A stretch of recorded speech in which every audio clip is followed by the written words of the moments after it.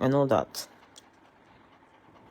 And you know, my platform is not where you come to come and constitute nuisance. So the way you went to Fola's platform yesterday, so you will not come to my platform and be typing rubbish and nonsense. My baby is shaking you.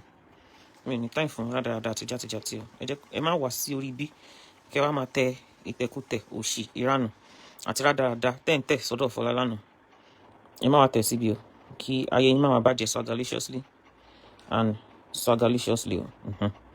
Mi ò gba wèrè lọ́dọ̀ mi ò gba wèrè ní ààyè lọ́dọ̀ tèmi bí òun ṣòṣì lọ́dọ̀ tèmi bí èyàn àṣòṣì máa mọ̀ tẹ́yìn ṣòṣì lórí cyber so bí ẹ̀ ń ṣe wà nìyẹn.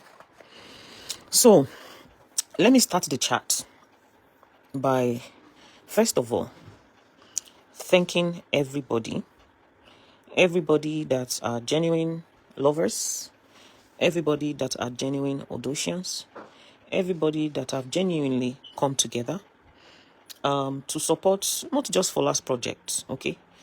Fola's project is a project that is done and dusted, not just hers, that have supported many numerous projects on the platform.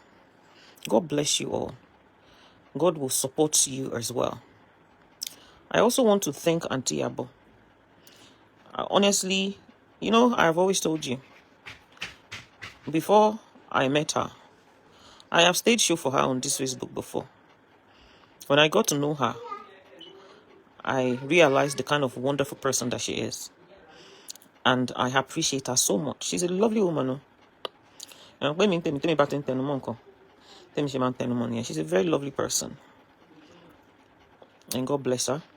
Gbogbo ẹni tó bá fogun wá wọn rí, òun ni ogun máa wá rí. Ẹni tó bá gbé wọn rí, òun ni èpè máa jẹ́ tiẹ̀.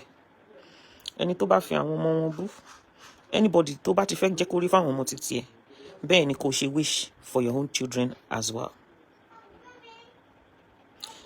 Ewé níyì, mi ò mà tí sọ̀rọ̀, o mà tó ti ń kọ, ẹ mà tó ti ń kọ, má kọ ìkọkúkọ sí orí platform tèmi o.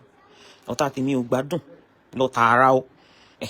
So don't use your comment to control my speech. Today mi máa ń wo comment mo dẹ̀ rí gbogbo rádaràda àtòṣì táwọn èèyàn máa ń kọ. So allow me to talk my talk. Okay, thank you very much. God bless you.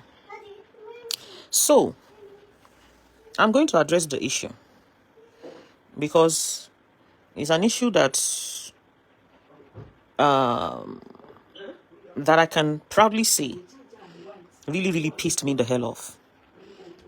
I can take everything, but this particular issue really pissed me off, and that is why I've kept it in for a while. You know, I kept it in. The people that I need to report it to, I reported it to them, and then I just kept to myself after that. But the way that God made me in a way that Richard, let me have the charger. The way Tolon she making me, making me in a way that my heart is so pure. I don't know how to hold things in.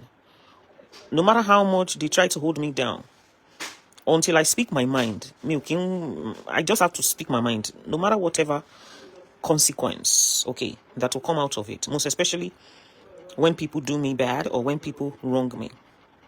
Okay. Like I said, I was the one that put up an update. Richard, can I have the charger? Thank you, babe. I don't know why my Samsung, everything is not coming on. I'm so tired of this. My boy, Jack, can plug the charger me. Call on the charger, oh gosh. Because the Bible phone meet it by Jenny. Samsung, Oma do me go. Yeah, go and bring apple for me. Yes. Go and bring one for me. Wallahi charger yẹn ló ní ṣòro ṣá. Phone yẹn ti fẹ́ tàn. Phone mi máa tàn lẹ́ni. I miss my phone. Grandma, she's telling you that auntie wants apple. No, she's telling you that I want apple. It's working. Mommy, ó ń ṣiṣẹ́. Ó sọ fún yín pé mo fẹ́ apple pé kẹ́ phone ní apple kan. Mommy. ẹ fún mi ní apple nínú ilé yìí. Mommy, Mom, Olivia is telling you that I want apple, that you should give her apple. I've turned to mommy's girl too. Mom, Olivia is telling you that I want apple. You should give her apple. Oh, you want apple? Yes. Okay. Thank you. She took the one that was eating. Oh, God. Imagine don't have me clear abo. Wọ́n tún gbóúnjẹ wá fún mi. Ẹ rí pé mo enjoy. Ayé kan ló wà kí ló kàn mí, máa ń sùn máa jí. Tí wọ́n ti sùn, tí wọ́n ti jí, wọ́n á gbóúnjẹ wá, wọ́n á tún bá mi clear table. Ọlọ́run. Ìgbádùn yẹn mi ò fẹ́ kó end rárá. Ọlọ́run. Ìgbà bá ayé tí mò ń jẹ lọ́wọ́lọ́wọ́ báyìí. Ayé tó bá tún dùn jùlọ ayé yẹn lọ. Kò ń ṣe kíni, kò ń ṣayé mọ́. Èyí tí ìjẹ́rọ ayé yẹn rí láyé mi. Ẹgbẹ́ àpò àjàre kẹ́ ṣe breakfast, kẹ́ ṣe lunch àti dinner. Kémi kan sùn. Oh my God. Okay, sorry about that. I'm so sorry about that. Okay. Thank you, Olivia. I love you. Thank you, baby. It's nice. You like it? Could I keep my sheba be show you? But Emma, I can't enjoy. My cat and dog, leave me alone. Hello, I'll be control. See, must you watch you? Are you not supposed to be at work? I'm gonna go sit down somewhere. I'll put me after this show. I don't know. Okay, so let me go straight quickly to the point. Okay. So I appreciate each and every single one of you, all our lovers and all our supporters. Now, I'm going to make my point nice and clear. Sherry, when it comes to the Maalus, which I believe yesterday, a lot of Maalus were on the show. So and Fola, she's not in fact,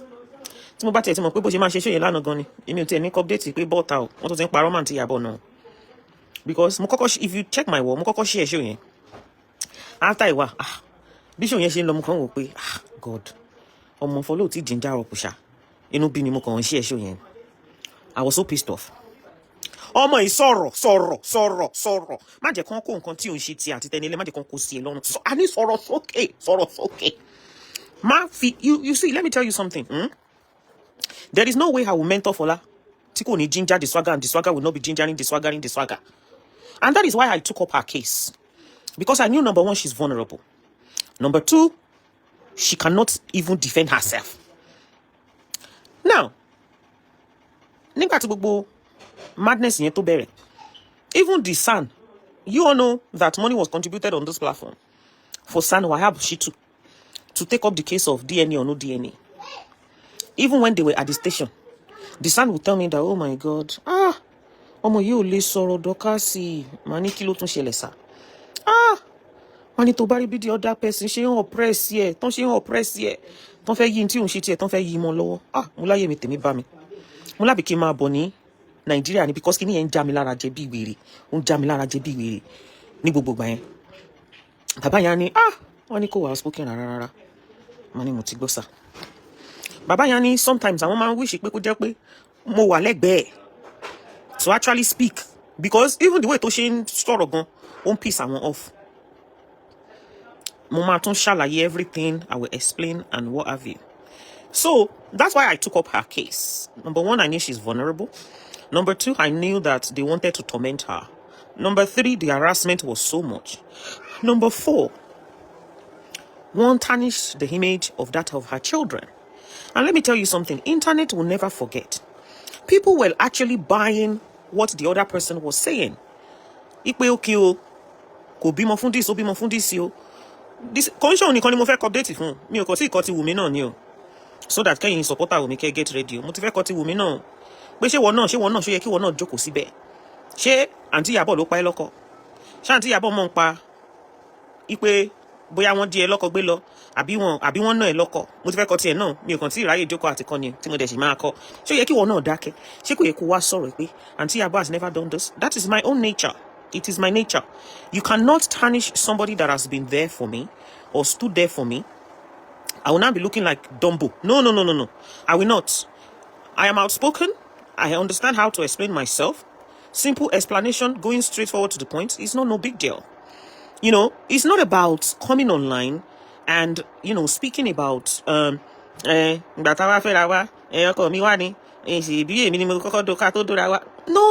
no. Points. I want pointy. Point number 1. My children are not bastard. No DNA has been done. The people that stood by me, number 1, the first person. Yes, a house was built for me. Dorcas, I've never been in possession of any house. I've never held any key of any house. Okay?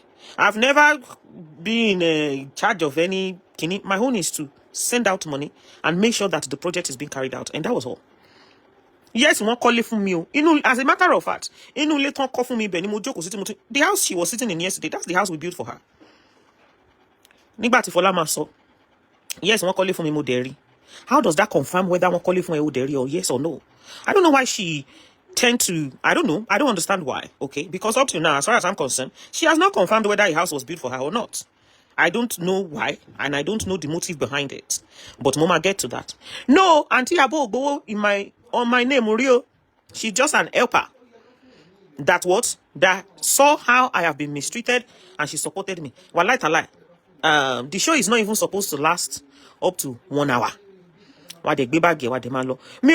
Nudity anybody rio. Yes, mo bimo fún ẹni yìí. To they confirm. And this are what they have been doing to me. Do you know that some people still believe that somebody came to my page yesterday? Only did you actually build a house for her? Where's the evidence? And I laughed. Some people do not even know whether a house was built for her or a house was not built for her. Now, it's not about maybe house was built or house was not built. Unquality piss me off. It's the attitude that she put on herself when we wanted to say, okay, do you know what? Everybody will learn like Sean call from. I did not open my platform for you to come and call anybody Dodo on the platform. Please, can you delete that comment? Or I can assist you to delete it. Don't call anybody Dodo your woman on my platform. This is not Fola's platform where you people do all that. There is rules and regulation on my platform. You can't do that here. Some people are still in doubt, okay, whether a house was built or a house was not built. Now, let me tell you where my anger is. And the reason why I posted that update 2 days ago. When we were building the house, the opponent, who happens to be the idiot on Facebook, the manipulative bastard on Facebook, headed by Abike Jagaban, I want to jẹ́ pé wọ́n ṣe nǹkan rere rí nínú ayé wọn lórí Facebook. Nothing comes out of their mouth tó jẹ́ òtítọ́. They have never helped anybody in the society. They have never been of support towards anybody in the society. Their life is full of manipulation, evil, lies, deception. And I doubt it very much if they can ever in their entire life build even a bungalow for somebody. Not to now talk of a freaking mansion like that of Fola Tinubu's house. Hello. They were shouting on Facebook. You see, when those people are constituting their nuisance and they are shouting and talking, don't overlook what they are saying. Before Kinte to losi Nigeria at all, nothing pariwo. Ko kole o, o ngbowo o jale o ṣe this, o ṣe that. Don't put the ladies and illiterate on my platform. Ma, please, ma. I don't want anybody to do that here. Please, ma. I'm begging you. A lot of people have told me not to talk about this, but I feel that it is necessary for me to talk about it. Do you know why? Because I have my own name to protect as well. Okay? I have my own name to protect as well. I have my image to protect. Like I said, some people don't even know that a house was built for her because she's always trying to hide away from it as to whether that house was built or not. Fake house, fake motto. So before I went to Nigeria, they were shouting, Mama report to any Fola Mama wa shaking you, Mama Jerry Soro tan so yi. Fola, Jakuri eko pe o, ma change him out well. Àwọn èèyàn ma pè mí pé Dorcas show pé ṣé o ti ṣoore ṣe báyìí, ma ní ṣoore ṣe why? How? Do you understand what I mean? Pé o ṣoore ṣe báyìí, ma ní ṣoore ṣe, kí ni mo ṣe, kí ló dé? Don't tell me that Fola doesn't know that she's supposed to acknowledge the house. Has she not acknowledged every other thing? She has acknowledged Auntie Abo gave her a shop. She has acknowledged Auntie Abo did this, Auntie Abo did that. Why is she staying away from acknowledging that, yes, a house was built, and in fact, the house is where I am? Don't stop Lati Jekama and make excuse for nonsense. And I will tell you some of the things that she has done. And I reported her. I even reported her to Auntie Abo. This is not a case of, oh, kini kon won share egun, kini kon. No. This is not oro iregun. Do you know that because of that house, I was declared wanted? Okay. And go and look at the wanted post. One called extortion. Who did I bawolo where? Because of Fola's house. To be honest, I thought they were joking. Online. It is easy for you to say, oh, don't talk about it because extortion. Don't talk about it. Wanted show first show phone. Mi ò fẹ́ kéèyàn kọ́kọ́ jẹ́ kí n gbé ìyá òun ṣe pé àbí kéèyàn kọ́kọ́ ní wọ́n ń ṣe règún kìnnìkan torí ká lè ṣe règún náà la fi ń ṣoore tó o bá fẹ́ ṣorí burúkú mọ́ tara ẹ̀ má sọ fún mi pé ṣé wọ́n náà declare ìyá ẹ̀ wanted àbí wọ́n náà declare bàbá ńlá kú bàbá ẹ̀ wanted ni. No. Okay, let me continue. Wọ́n kọ extortion wọ́n wá ń pariwo online gbogbo àwọn shows yẹn ló wà lọ́mìí o kò kọ́lé fún o irọ́ ni o Fọlá gan máa ṣe kìnnìkan ẹ̀yin ò gbọ́n bí tó ń ti ṣe show tó ní pé Fọlá máa competition àwọn èèyàn buzz me up and down ipe Fola o kìnnìkan àbó competition tó tọ́ ni mo ní she can't do that. I kept telling them that ipe she can never do that. Now this is where the issue is. When we were in Abuja, two issues came up. The issue of the house, the issue of Baba Abeji. Ipada boy, which scared are you talking about? Yeah, you know, there are some issues. To ye kashikini, to ye keje ki won tackle quickly before Koto Dipoma turn into something else. Even when we were building that house, a particular individual will come online. Pariwo, this is a government house. Nobody is going to the owner of this house is not any government. Loma Baile. Which government? Which house? Can you understand the game with Unloni? And again now, Eminimo Kole, Kunshanti Yabo. EFCC, come. Don't you know that it is a tactic to just put each and everyone that is near herself into trouble? Which scared is that? Okay, Auntie Jokotade Omoba, Towa all the way from Lagos, Towa face Towa defend the issue murder case. She in your words did you? Confirm stop láti máa jẹ́ ká máa ṣe kíni stop láti máa jẹ́ ká máa fi rubbish ká máa fi cover rubbish up. Okay, so she's not scared that okay they gave her a shop. She's not scared that oh they did this, they did that with her, which some of it I am still going to break down today for you to know. Ẹ ṣá jẹ́ kí n sọ̀rọ̀, ẹ jẹ́ ká jọ ṣe kíni, ẹ jẹ́ ká ra fi kí gbogbo aka ra fi ara balẹ̀ gidi gan. Kẹ́ jẹ́ ká ṣe kíni, kẹ́ jẹ́ ká sọ̀rọ̀ síbi tọ́rọ̀ wà. Okay, mo wá pé Sister Jokotade, mo ní Sister Jokotade. Ọ̀dọ̀ yín ni case ti bẹ̀rẹ̀. Àwọn olórí burúkú àṣòṣìmámọ́ ẹ̀ wọ́n parọ́ mọ́ ìyá wọn. Please, can you get on a flight and come to Abuja? Kẹ́ wá bá mi sọ nǹkan tẹ́ mọ̀ nípa ọ̀rọ̀ ìyá àbèjì náà ìyá àbèjì. Sister Jokotade lóhun ó ti yá. Ó dẹ̀ gbaṣọ wọ̀. Wọ́n dẹ̀ ń bọ̀. Ṣé Sister Jokotade kò níṣẹ́ ni àbí àwọn ò ta ọjà àwọn ò busy? Àbí wọn ò tí arrest Sister Jokotade so many times? Why ti Sister Jokotade tí ẹ̀rù ṣe bà wọ́n láti wọ inú ibẹ̀ yẹn wá kí wọ́n ti torment tó bá wẹ̀ tán ti torment jù lórí Facebook with Sister Jokotade happens to be one of them, but she has her freedom today. Wọ́n máa pick wọn up every second ní kí ló dé wọ́n máa tún ti gbé Sister Joko. So please don't make up excuses for rubbish. Nígbà tó wá ń lọ tí mo ṣe bọ́ọ̀sì Sister Jokotade bẹ́ẹ̀ náà ni mo ṣe bọ́ọ̀sì Fola. Mo wá message Fola, mo ní Fola, these mad people on social media said that no house was built for you. You need to come and clear this. Let me not bring out the message because this particular message, I even expressed myself for Auntie Abo herself. And that is why I said she's a wonderful person. I said to her, I said, Ma, Mo didi sọ fún wọn ní pé I do not want to see Fola on December Christmas party, December tashilo. Because I was super pissed off. And I called her, I said, can you confirm that the house was given to you? Fola record the video lọ́jọ́ yẹn tó tọ́. Ó wá post ẹ̀ sórí wall ẹ̀. Ọjọ́ yẹn ó ṣàdúrà, ó kàn ṣàdúrà ni. Ẹ wá gbà mí. Kí ni àdúrà kí ló ní ṣe nínú ọ̀rọ̀ tó wà nílẹ̀ right now? Ṣé wọ́n kọ́lé fún ẹ àbí wọ́n kọ́lé fún ẹ la béèrè? Nobody asks you to go and do adura. Nobody is doing ore to wa joko to lo shole. Nobody even wants you to be appreciating them online all the time.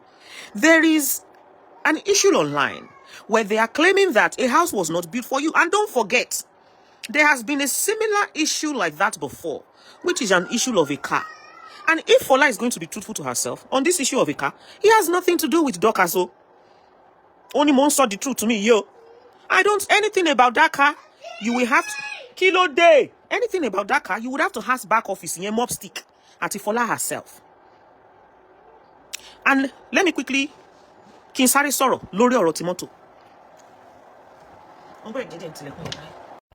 Sorry, me phone. On the issue of that car on that day, analysis. Yes, people wanted to get her a car. You all know that I am always very, very busy. Because everything was yam, scatter, online. So phone me man busy gone. My phone is always hot. Mo can read messages on time. Kinto that customer alone.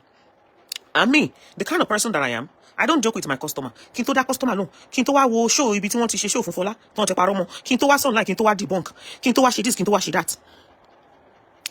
So sometimes when even she send me messages, mo ni shekini. Mi ò ní rí messages tó bá send sí mi. Mi ò ní rí long time. Mo wá wò pókè.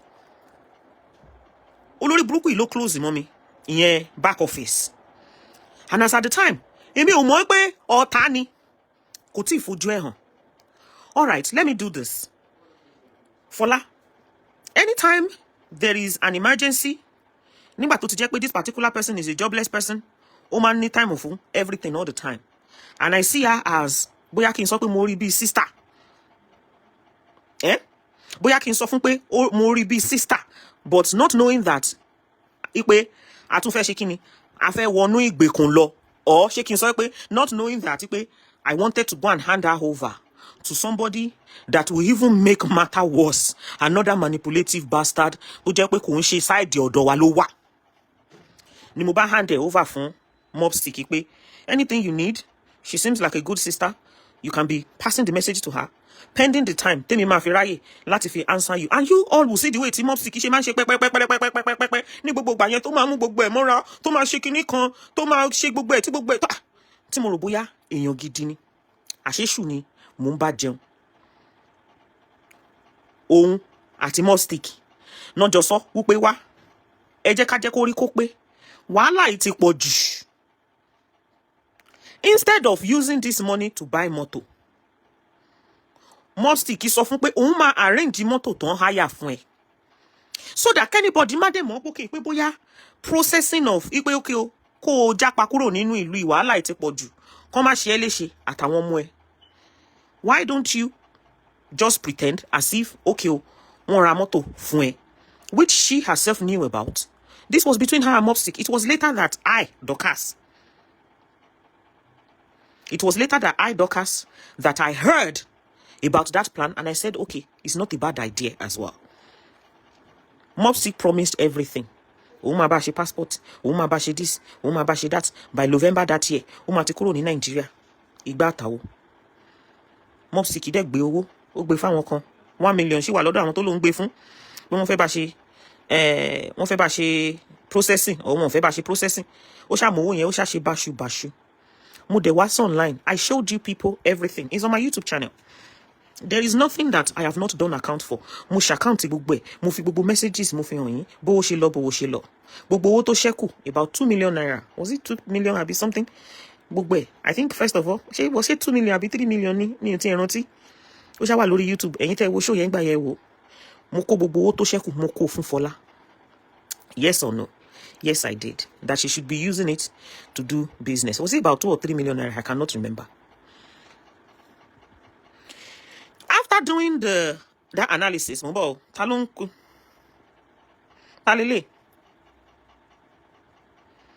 please don't abuse anybody on the platform. Don't abuse anybody on the platform, please. Aderayo Adegoke is not an hater. Okay, not an hater. Stop abusing each other on the platform. The platform, I don't do that here. Please. And please, I'm begging everybody, The platform is not open for anybody. You cannot abuse Fola here. I don't open platform for people to be abusing people on my platform or to be doing rada and rodo. Tẹ́ bá fẹ́ ṣe wèrè yín, ẹ gbé lọ sórí àwọn platform tẹ́ ti máa lọ ṣe kíni. Tẹ́ ti máa lọ ṣe òṣì. Ẹ má gbé wá síbí, please. I'm begging you. Nígbà tí yẹn dẹ̀ lọ bẹ́ẹ̀, after doing my analysis and bringing out record of everything, people loved it, and that is where Dorcas earned her credibility when it comes to accountability. After doing that, no, I think I gave her 1.2 million naira first. I said she should be using that for business. That I was going to hold on to 2 million naira. Tabarin to shepelu 1.2. Then I gave 2 million naira to kusile. And then when they were shouting and screaming, we transfer 2 million naira to kufu. And that was it. That was the end of that. After doing my analysis on the fund, showing receipt and everything online for everybody to see, somebody just dropped a comment on the platform on the day. One of my aunties in America. She was the first person that started that project. So she said, Dorcas, let's build a house for her. Money house, money abantin wine mini. And I think she sent $1,000 from America. Biri. People started saying, yes, we're going to build a house. I think the first total, Takoko raise, was about 3-point-something million naira. Okay. Oh, it's one leg. Eyi Canada, team up stick, tí ò tí gba visa. Tó lóun ti ẹ̀ ti gbalé 3-bedroom gan lórí rọ́. Rí results. Eyi mọ́tò. Rí mọ́tò. Owó ó ti dàrú mọ́ wa lójú. Owó tó ṣẹ́kù gbogbo ẹ̀ ti wà lọ́wọ́ Fola. Kó máa ṣe kíni? Kó máa fi yẹn ṣe business lọ. Nígbà tó yá. Ìgbà tó yẹn wọ bóyá bí, was it around, I can't remember, well, maybe around 4 million naira. I told Fola herself, my hand no dey there. Hello? Dorcas hand no dey there. Ibikíbi tó bá feel pé ibi tó fẹ́ ra ilẹ̀ sí lélẹ̀ tó fẹ́ gbé. Go and search for it. And give me what? And give me the costs of ibi bẹ̀yẹn tó fẹ́ tó mọ̀ pé ke ibi tí ó fẹ́ tó dùn mọ́ ẹ nínú lélẹ̀ yìí. Forget about the amount of fund that is on ground. And me, I have some mothers that I don't do anything behind them. I went to a couple of them and I spoke to them. They want us to build a house for Fola. The house was supposed to be a bungalow. It wasn't supposed to be upstairs and downstairs. Mommy ma, báwo ni kí n ṣe ṣe, because that is my own life. Brother Yusuf Karim, how are you, bro? God bless you. Business in you ni wale lórúkọ Jésù. E patronize wọn. Báwo lẹ ṣe fẹ́ ká ṣe ma? Mommy said, mommy, they want you to build a house for her. Money Benny. Money okay. Ó jẹ́ méjì nínú àwọn ìyá yẹn, wọ́n jẹ́ àwọn tó jẹ́ pé wọ́n máa ń protect me in and out ni. Nígbà tó dẹ̀ lọ wálẹ̀, ó rílẹ̀ fúnra ara ẹ̀ tí ò kàn mí. Ó dẹ̀ gbélé yẹn wá, mo dẹ̀ send ẹ̀ sí wọn pé this and this is what Fola sọ. Ó sọ pé òun like ele, ó sọ pé òun like ele. The first two, wọ́n sọ pé no, nah, àwọn ò ṣe kíni. Àwọn ò fẹ́ kí Fola wà ní area ibi. Àwọn fẹ́ kó wà ní secured area. Hello? Tó jẹ́ wú pé tí ẹni olórí burúkú bá kàn fẹ́ wọlé, ẹ mọ̀ pé gbogbo gbà yẹn the threat was so much. In fact, ibi tó ń fẹ́ kó wà very close to police station number 1, very close to ibi tó máa ní security number 2. Tẹ́ni olórí burúkú bá fẹ́ wọlé, wọ́n á lè tètè bá wa contact pé olórí burúkú ti dé o. Ẹ gbà wá o. Ẹ má jẹ́ kán jí Fola gbé lọ o. Àní dààmú, àní dáràn. Ìgbà tó gbá lákọ̀ọ́kọ́ wá, mo ní Fola, mo ní mommy said this place is not secure. I can't put the money down for you to buy this particular place. Look for somewhere else. Ó tún lọ mẹ́lẹ̀ kejì wá. Mo ní wọ́n ní bí yóò dá o. Wọ́n ní ilẹ̀ omi ni o. Àní dààmú o. Let us find another place. Ìgbà tó yá, ó mú ẹlẹ́kẹta wá. Instead tó wá máa jó òun nìkan, kó má tún gbá wa, kó má tún di story. Kò ń ṣe Fola nìkan ni mo wá rán lọ sí pé kó lọ wálẹ̀ fún rẹ̀ mọ́. Ó wá ń lọ pẹ̀lú lọ́yà. Wọ́n wá jọ ń wá ilẹ̀ yẹn, wọ́n jọ ń wá ilẹ̀ yẹn káàkiri. Ó tún mú ẹlẹ́kẹta wá. Mommy disagree with it. As at that point, I felt maybe she was feeling like, oh, kí ló dé gan, gbogbo eléyìí tẹ́ tó ń rí, ṣé kí ló dé, why are you rejecting all of it? But it was for our own security. It was for her own security. Now, when she came with where that house was now built, I sent it off. Although mommy didn't agree with it, she was like, I still want her to look further. I still want her to look for somewhere close to police station. Even if this money that was raised is not enough, okay, for Ibomi to buy to my just secured estates, I will add the balance to it. And I told her, ṣé o lè wá ibi tí wọ́n sọ tó máa jẹ́ secured place for your own security o. Torí àwọn tán láwọn fẹ́ wá máa jiyàn gbé, kò sí nǹkan tán lè ṣe. Wọ́n ti wá ṣọ́ọ̀bù ẹ, wọ́n ti wá jí fóònù gbé, tán wá já fóònù gbà, gbogbo wa la wà ń bí nígbà tán lọ já fóònù ẹ gbà. Ṣẹ́rí until ìgbà tá bá tó bẹ̀rẹ̀ sí ní gbé placard ní Nàìjíríà tá pariwo síta pé ilé ayé wa ò save mọ́ lọ́wọ́ ènìyàn báyìí. Bóyá àwọn Nigerian government, bóyá wọ́n máa bá wa wá solution sí ọ̀rọ̀ tó wà nílẹ̀. Because I don't think anybody should disturb anybody's fundamental human rights or anybody's movement in a country where we have law and order. Tó jẹ́ pé one person will now be running away from one person. Láì ṣe pé ẹjọ́ ń du ọkọ. She has left this man in question for God's sake. Ẹjọ́ jẹ́ ń gé àpò jẹ.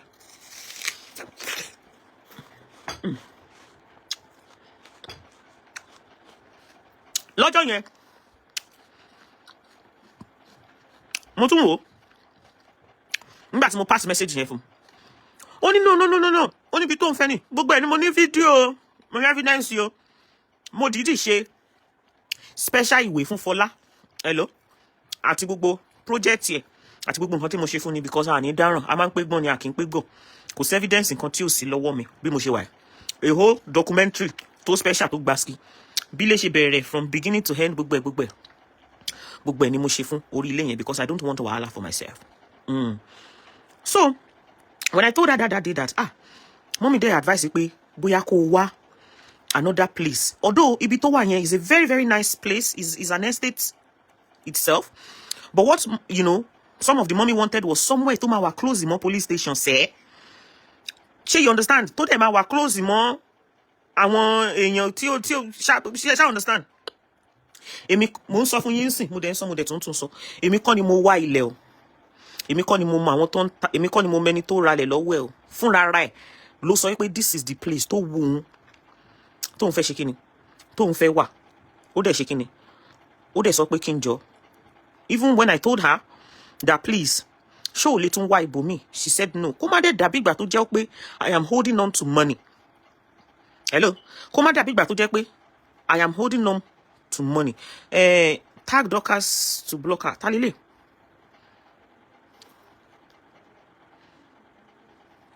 Who is this person? Who is Feyiremi or something like this? What's this? Mbo. Báwo mo ṣe lè rí comment ẹni ẹ tí mo lè sáré block ẹ off down. Ẹ má distract mi bí náà. Ẹ jọ̀ọ́ nítorí Ọlọ́run, ẹ jẹ́ kí n sọ̀rọ̀ ẹ kó kúnná. Ẹni tí ó bá fẹ́ ṣorí burúkú, kó mind the comment ẹ lórí chat yìí o. Ẹni tí ó bá fẹ́ ṣe orí burúkú, kó mind the comment ẹ lórí chat yìí. I'm begging you in the name of God. This is not a place where you can abuse, throw shade, or do whatever you feel like doing. Please mind yourself on this platform. Let me continue. Mo sọ fún mo ní, ṣé you don't want us to search for another place? Oh no. Won't find another place. Ibẹ̀ gangan ló ń fẹ́ pé ibi ìwà okay gan, ibi ìwà secured, ibi ìwà fine. This is where she wants. Kini kan. Kó má dé dàbí àtọ́ pé maybe somebody's holding on to the money. I said, mommy. She said, no. This is where she wants. This is the place that she wants. Mommy there sọ pé wàhálà tèmi àti ẹni yẹn. Okay, I've seen that person. Hold on. I don't know who the person is. I don't think I've seen that person on the platform before. Sorry, I have to ban you off the platform so that you don't keep distracting us. I've banned the person. Mommy, I don't think. Mommy said wàhálà tèmi àti ẹni yẹn. If that's whatever, I should do what? I should go and deal with it with her. Because once mommy bá ti bẹ́ẹ̀ sọ lẹ́ẹ̀kínní ẹ̀kejì tó bá ti sọ pé ó fa advice yẹn, she will just dá sí ẹ lára pé n tó bá wù ẹ́ pé. Mo dẹ̀ ní àkáǹtì tá fẹ́ transfer owó sí dà. Ó dẹ̀ fún mi l'account. Mo dẹ̀ transfer owó. Mo ṣe transfer owó, mo send the receipt sí. Are you happy now? She was very happy on the day. I have videos. Mi ò fẹ́, there are some things that you can't be showing and displaying online because of àwọn olórí burúkú aláyé bàjẹ́ ẹni èpè. You understand what I mean? So I don't like to expose. I cannot expose anything that has to do with Fola. Mo lè fi video ibi tó ti sign paperwork, receipt, gbogbo everything. Mo lè fi video ẹ̀ hàn yín. Ó dẹ̀ sọ pé n tó ń fẹ́ nìyẹn. Alhamdulillah, a dẹ̀ sanwó. Chapter yẹn dẹ̀ close síbẹ̀. When the money was paid, àti ralẹ̀, ó dẹ̀ kú ká ṣe kíni ká bẹ̀rẹ̀ kíkọ́ ká bẹ̀rẹ̀ gbogbo ẹ̀ bí mo ṣe ń ṣe. If you go to Dorcas Adeyinka's Empowerment Foundation, if you click on video, I am even happy because God is really wonderful. Had it been that gbogbo òṣì tán ṣe pẹ̀lú mi and everything, tó bá pé when I was building the house, òun náà ṣe ni, there's a possibility ká má ṣe kíni ká má lè ráyè kọ́ ilé yẹn tán. But Ọlọ́run bá wa blind ojú wọn as at the time. Tó jẹ́ pé kíni, tó jẹ́ pé mo completely finished the building of the house without any distraction, without anybody blocking somebody's account and doing orí burúkú and òṣì àti òfò tán wá ilé ayé wọn wá ṣe. And I'm not going to ever forget the effort of all you Nigerians. Even before we finished the building of the house, only Fola Ati put on an attitude that people started backing off. Well, Dorcas, mi ò dá sí kíní kankan mọ́. Jenny ton kọ́ kíní fún orí kókò tí ẹ sọ̀rọ̀ ń pa ẹ̀rí. Ṣó tí ẹ wà interested gan. I give kudos to her cousin because that lady, I don't know where she gets her freaking energy from. Oh my God, she's so energetic. She will be inside that place from morning till night. She was there, back and forth, back and forth, back and forth. I'm talking about her cousin. So at the sheton, at the coiling eton. That are calling eton. Wọ́n bẹ̀rẹ̀ show, wọ́n kọ́kọ́ bẹ̀rẹ̀ pẹ̀lú Mommy Yinka Akinfe. That Mommy Yinka Akinfe is the owner of the house. Kinika. Wọ́n parọ́ yẹn lọ mọ́ wọn. She didn't debunk it. Okay. Last year, I was in Nigeria. Mo ti sọ bí a ṣe rally àti gbogbo àti ọ̀rọ̀ mọ́tò mo ti sọ fún yín.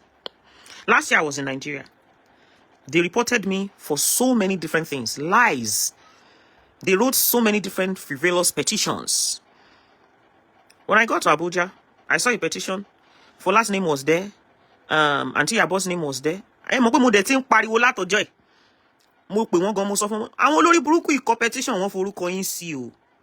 Tí mo bá parọ́, ẹ lè bi manager lérè, ẹ bi àlùjọ lérè. Àwárí petition, arórúkọ àwọn tó ń kọ síbẹ̀. Wọ́n korúkọ yín sí o.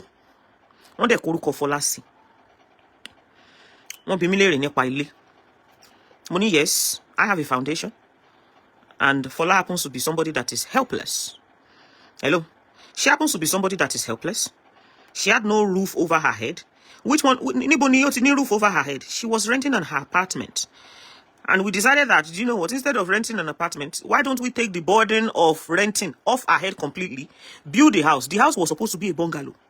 A particular mother said that, Ati ṣe gbogbo structure, níbi tí ilé yẹn tó ná wa lówó dé, Ati ṣe drawing, Ati ṣe gbogbo ẹ̀, Ati ṣe gbogbo everything, Ati kọ́, we pé a fẹ́ kọ́ bungalow. Tí ò ní di yàrá mẹ́ta lọ. Kóhun àtàwọn ọmọ ṣàmárì bí sùn sí. We had to shake in, we had to go and bring that particular one, 30 son, ọ̀pọ̀lọpọ̀ owó fún. Wọ́n tún ṣẹ̀ṣẹ̀ tún wá ṣe another drawing. When a particular mommy said no, they should do it kó jẹ́ òkè àti ìsàlẹ̀. Kó jẹ́ òkè àti ìsàlẹ̀. A ti ṣe fence already. A ṣẹ̀ṣẹ̀ tún wó fence dànù.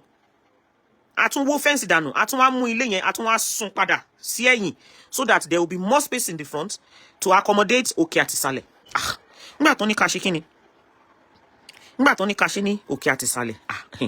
Mo ní challenge lẹ fẹ́ gbé fún mi yẹn, òkè àti ìsàlẹ̀ ẹ máa lágbára ojú. Ó mọ iye tó ń ṣe decking. Ṣé ó mọ iye tó ń ṣe decking? Ẹ̀rù bà mí when mommy said ká ṣe ní òkè àti ìsàlẹ̀. But I had to gather the courage. Àwo gbogbo nǹkan tá a ti ṣe, àwa bẹ̀rẹ̀ sí ní ṣe construction ilé òkè àti ìsàlẹ̀. I have never, even my own ilé gan, mi ò build there fúnra mi. I gave the project to my mom to be sorting it out. But that Fola's house gave me anxiety disorder. In fact, my brain was doing parapapapurupupu. I didn't know that building a house can be so stressful like that. Sometimes I would have sleepless nights. God, are we going to finish this project? If we don't finish this project, show mo pé àwọn tí online wọ́n máa piss me off. Mo wá di oníbàárà, confirm oníbàárà. Mama wá sọ́nà ẹ jẹ́ gbà wá o, àti ra lẹ́kùn, ẹ jẹ́ gbà wá o, àti ra gate o. I will tell you some other consequences to that particular ilé tó tiẹ̀ tún wá cause ìfẹ́ mi go myself. Now, I shall continue. Alhamdulillah. Adúpẹ́ lọ́wọ́ Ọlọ́run. We managed to build that house. And it's so beautiful. Bí mo ṣe pé Sister Joko tán bọ́ sọ́kọ̀. Sister Joko tí mi ò kọ́lé fún, débi tí mo máa ra mọ́tò fún, débi tí mo máa ti ra lẹ̀ fún. Tó dẹ̀ gbéra ìwà sọ́nà Àbújá. Tó dẹ̀ shock many people. The same way ni mo ṣe pé Fola. Mo ti send message ni mo ní wá. Can you see that they have declared me wanted?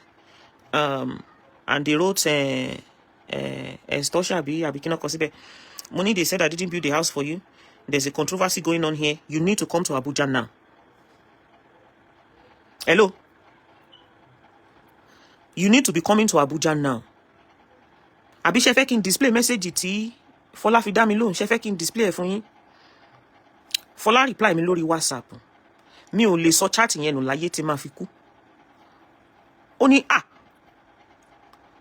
òun ò lè wá o. Òun ò sí bẹ́ẹ̀ nígbà tèmi àtàbí Kenja o. Yéé. Mo kọ́kọ́ forward message yẹn sí bọ̀dá rẹ̀ mú ná. Èmi máa kò anybody tó fẹ́ stop me to speak my mind. Ma speak my mind. Simple as ABC. Ṣé lórí mi gbóná? Mo ní kí, yeah, so you say waiting. Ó lóun ò lè wá o. Òun ò sí bẹ́ẹ̀ nígbà tèmi àtàbí Kenja ń jà tó ṣe sọ nìyẹn. Mo ní okay, that's nice. Mo ní all right. Mo mú message yẹn mo send ẹ̀ sí ìkànnà àwọn ọmọ mi. Mo send ẹ̀ sí bọ̀dá rẹ̀ mu. Bọ̀dá rẹ̀ mo wá message Fola. You must go to Abuja. Mi ò tiẹ̀ rántí message tó send sí bọ̀dá rẹ̀ mu. Mo pé ṣé mi wà ńbẹ̀ nígbà tí wà tí kí náà ti ń porúkọ ẹ̀. Ẹni tẹ́ jọ ń jà lórí Facebook. Ṣé mo wà ńbẹ̀ nígbà tẹ́ jọ dóra yín? Ṣé mo wà ńbẹ̀ nígbà tí ọkọ àti ìyàwó tán jọ ń bára wọn jà? Tèmi máa jókòó sórí Facebook tí máa fẹ́ fún Fola didn't do that. Fola did not do this. No. Ìdí wọ́n ń parọ́ mọ́ Fola ni. Ṣé mi wà ńbẹ̀? Ṣé mi wà ńbẹ̀? Àbí is it not because of the same you that they put me on extortion? Ṣé mi wà ńbẹ̀? Ṣé ọ̀rọ̀ tó ń sọ online pé àwọn bá Fola sọ̀rọ̀, má worry, Fola máa deal pẹ̀lú ẹ̀, Fola máa ṣe this. Ṣé ọ̀rọ̀ yẹn ṣé kò ti fẹ́ máa jọra wọn báyìí? Sórí ọjọ́ yẹn, I was so pained, yeah. Mo fẹ́ lè sunkún. Ipe Dorcas ṣe orí pórí ẹ̀ ti ṣé àbí mo fẹ́ wò pé àbí kí n fọ́ra mi ní ìgbàjú ni. Mi ò complain, mo ra fọwọ́ lẹ́rán, no problem. Ṣé rí lórí ọ̀rọ̀ yẹn, a ti settle ọ̀rọ̀ yẹn already because Fola, she has a fantastic grammar. Kò sí anything tí mo máa sọ. I will always appreciate that grammar. Mommy grammar, her grammar. Mama is a very wonderful person, just like her cousin is a wonderful person. You know, Mama Didi wa, you know, she came and, you know, she begged me and everything, and I have moved on from that. I've let go. But the fact still remains that this house in question, say, some people do not believe that the house was built. As a matter of fact, she was inside the house one day. Mommy Esabod was having a show. Mommy Kikelomo, God bless you. Sherry, Mommy Kikelomo, mo send the message yes, one year I nearly have heart attack on the day. God bless you, Mommy. Because mo fi hàn wọ́n, torí mo fi èmi ò ráyè òṣì tèmi, èmi máa sọ mind mi ṣe. Mo wá ọjọ́ kan wà tó ń ṣe show. She was inside the house. She has always been inside the house, apart from when she's inside her shop, okay? Apart from when she's inside her shop. Mommy Esabod now had her show. Mommy was having her, Mama was having her show. And Mama was like, she bẹ̀rẹ̀ nínú létí Fọláwà pé ọkọ ẹ̀ kan ló ra lé fún ní Lekki. Ipe ọkọ ẹ̀ kan ló ra lé fún ní Lekki, and I was thinking, even Mama doesn't know that. Ipe inú ilé ta kọ́ fún, inú ilé yẹn ló wà. In the same house, that was where she was sitting inside yesterday. Tó ti ṣe show. What would it cost for her to say? Wọ́n kọ́lé fún mi. Ẹ lọ wo show tó ṣe lánàá, etí tèmi ò di o, tí bá ń wo show mo máa ń gbọ́ràn. I wasn't there live, but mo fara burúkú wo lẹ̀ lọ́wọ́ wo. Ó ní ẹ wọ́n kọ́lé fún owó ló ń dẹ̀rí. She refused to acknowledge the fact that the house was built and she has collected the house. Now, that is not ibi tí mo tún wá lọ kọ́ nìyẹn. Because of that message that she sent to me, and she made me láti lọ sí Abuja láti solve it. Lè believe pé àwọn officers tó wà in charge of the case, they were like, where is the person you build the house for? Because this woman, they were pointing at Jokotade. Look at the way this man came to clear this issue. She's defending the person that you build this house for. Can the person not show up? I know lo lerun ba, won lerun ba kini. Won buyon je l'Abuja, won buyon je. It's just working. Yes, nobody's going to hold you down on anything. After ọjọ́ yẹn, Fola lọ sí Wasiu tó wọ white, ó post ẹ̀ sórí Facebook. Kọ́lọ́ má jẹ́ kí ogun ológun wà lóní wàhálà kó di tèèyàn. Wàhálà ó fi mí jó party lọ nífa. Tó bá jẹ́ wo ní ńkọ́. Ó fi mí ṣe kíni? Ó fi mí jó party lọ. There was nothing like, oh yes, I'm going through stress. There is stress somewhere. There is problem somewhere. I called Auntie Abo and I reported this issue to her. And Auntie Abo asked her, did you say that? Auntie Abo was even telling her to shut up. That did you actually say that? I sent the message to her. This is what she said to me. Auntie Iyabo was like, wow, why did you do that? But, you know, she sorted out that issue. Ade shikini. Ade move kurumbe. And stop láti máa sọ pé ènìyàn kan scared. En tó bá tún sọ pé ènìyàn kan scared, máa gbé ṣépè. En tó bá tún sọ̀rọ̀ scared, mo lè gbé yín ṣépè. Which scared? Okay. In fact, let's say okay, o te wá síbẹ̀, wọ́n te wá ti Fola mọ́lé. Ta no nti mọ́lé bí òṣèmí àti Fola kan ti wá mọ́nú yàrá kan. Ká dẹ̀ jọ wà ńbẹ̀. What nonsense are you guys talking about? Scared? What fucking scared? What fucking scared? Ani kan ti ẹjọ́ ti wá mọ́nú yàrá ńbẹ̀, ká jọ wá máa scared pa síbẹ̀, ká jọ scared pa síbẹ̀. Do you know? Let me tell you something. Let me quickly divert. Kelly mọ̀ pé kò sọ̀rọ̀ scared kankan. Níbi kankan. The last time she went to court, the last court she went to, ọjọ́ yẹn wọ́n fẹ́ lọ jail Fola ni. Ẹ rántí pé lọ́jọ́ yẹn mo bọ́ online mo ní ẹ gbà mí o, gbogbo ẹ̀yin ọmọdé pátápátá tètè dìde. Kẹ́ bọ́ síta. Kẹ́ gba kí lorúkọ ẹ lọ. Kí ni court wọn gbé lọ́jọ́ yẹn náà Tinubu court. Ẹ máa dúró àwọn tí mo ṣe kíni tí mo arrange lọ́jọ́ yẹn. Mo ní ẹ gbà bẹ̀ lọ, kẹ́ bẹ̀rẹ̀ sí ní pariwo, ẹ gbà wá o. Wọ́n tún ti fẹ́ jí Fola gbé o. Anytime anything is happening to her, I don't know, maybe because it's my nature. Mama yàgbẹ́ gbígbóná ni. Ẹbí manager lérè, ẹbí àlùjọ lérè. Ọjọ́ yẹn báyìí, I was so restless. To even have a shower that day, mi ò lè dìde. Bí mo ẹbí bọ̀dá rẹ̀ mú lérè bóyá mo parọ́. Bí mo ṣe lọ ń yàgbẹ́ ni mo lọ ń tọ̀. Wọ́n tún ti plan fún mi, wọ́n fẹ́ lọ ti ọmọ ìmọ́lé. I arranged people to go there, go and give her support. Let me tell you something. The person that was behind her release that day is not Auntie Iyabo. Can I get it very straight now? Auntie Iyabo stood there as ẹni tó jẹ́ pé wọ́n fún ní kí náà ti ń pè bí shorty. She stood there as a shorty. Wọ́n ti parí iṣẹ́ Fola lọ́jọ́ yẹn, wọ́n fẹ́ gbé lọ sẹ́wọ̀n. Mo lọ́jọ́ tá bá rí bini bí máa wọlé. Mo bẹ̀rẹ̀ sí ní pé gbogbo àwọn top contact mi. Ẹ gbà wá o. Ibi tán tún gbé Fola lọ rí o. Wọ́n ti fẹ́ lọ tì mọ́lé o. Ẹ gbà wá o. Kíní kan o. Ṣé o mọ àwọn buttons tá tẹ̀ lọ́jọ́ yẹn ni? Sometimes you don't know the people that are your backbones. Wọ́n ti parí iṣẹ́ tán fún ẹ, but the people that you see in the picture, the people that you see in the image, you will feel that they are the one that is supporting. It was Auntie Iyabo is not the one that free her daddy o. Wọ́n parí iṣẹ́ yẹn. Wọ́n dẹ̀ ṣe iṣẹ́ yẹn dẹ̀ ṣe kíni, iṣẹ́ yẹn dẹ̀ dùn. Tó jẹ́ pé ẹni tó parí iṣẹ́ yẹn, a rí ibi tó ti lọ ní the same ilé ẹjọ́ lọ́jọ́ náà lọ́hùn. Tó ti lọ bá wọn, tá a rí. Ṣebí kíni mò ń sọ? Ṣebí cousin Fola wà ńbẹ̀ tó ń gbọ́ níbi tí ẹni yẹn tó ti lọ bá wọn lẹ́yìn. Ẹ má jẹ́ ń dárúkọ ẹni tó lọ bá lẹ́yìn, tó fẹ́ fowó bribe wọn kan lè ṣe kíni kan lè lọ ti Fola mọ́lé. Àwọn olórí burúkú, aláyé bàjẹ́. Tí mo ṣe bẹ̀rẹ̀ sí ní make phone call nìyẹn. Mo bẹ̀rẹ̀ sí ní make phone call. Wọ́n ti fẹ́ lọ ti mọ́lé o. Ẹ wò ènìyàn báyìí. Ó ní òun ni wọ́n lọ ṣe kíni. Òun ni wọ́n lọ bá sọ̀rọ̀ o. You know me. Information ó máa ń tètè ń dọ́wọ́ mi because kò sí ní any angle tó bá fẹ́ rìn lọ ọmọ wàá máa bá mi bẹ̀ ní ṣá. Wọ́n dẹ̀ náà ní the shorty. Auntie Iyabo now went to stand as a shorty daddy. Wọ́n ti parí iṣẹ́ Fola sí court already. Ẹni tó gbà sílẹ̀ òun gan òun ẹni tó gba òun sílẹ̀ lọ́jọ́ yẹn tí ò jẹ́ kí wọ́n ṣe kíni, tí ò jẹ́ kán gbé òun lọ sẹ́wọ̀n. Ẹ jọ̀ọ́ nítorí Ọlọ́run, ta ni wọ́n bá mú kán tì mọ́lé, kán ti ẹjọ́ tì wá mọ́lé, kán jọ tì wá mọ́lé. And do you know one thing here? Let me tell you one other thing. Kò tiẹ̀ wá yẹ, even if she didn't come to Abuja, that wasn't even a big deal. But acknowledge the fact, even if it's a common 2-minute video. Hello, wọ́n kọ́lé fún mi o. Ilé tán kọ́ fún mi lélẹ̀, kò sírọ́ nínú ilé tán kọ́ fún mi. There was nothing like that. Ìyẹn lọ bẹ́ẹ̀. Mi ò ní ju video yẹn síta. Because I don't build and destroy.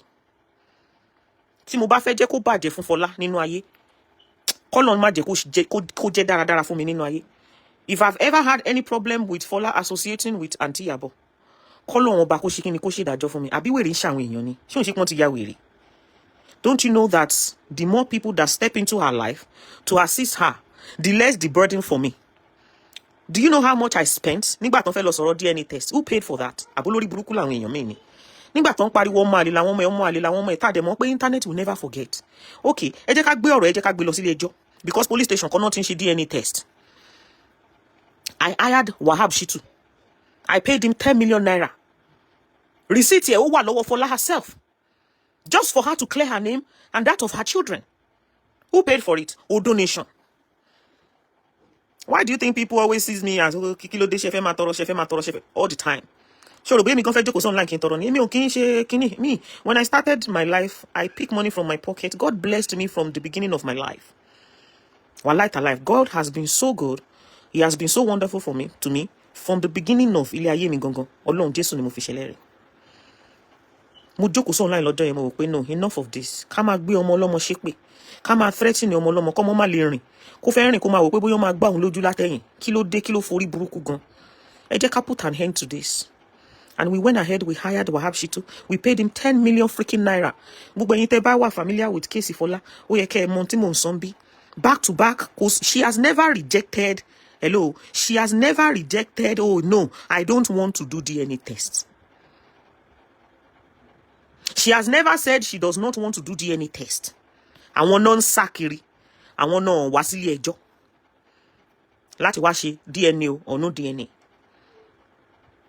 Upon that, tábà tún move by, wà tún rí wọ́n tún ti lọ mú ọlọ́pàá mi wá. Tábà tún ṣe báyìí. Òun la ṣe ń pariwo online pé ẹbú kò sígbà tẹ́ ẹ̀ sì ní gbé placard. Because every human being is supposed to be able to walk, move freely in that country called Nigeria. Why should Fola be walking? Kó máa wò pé wọ́n máa gbá òun létí lẹ́yìn o, wọ́n máa fà òun nírun lẹ́yìn o, wọ́n máa fà òun láṣọ ya lẹ́yìn o. Why? Why?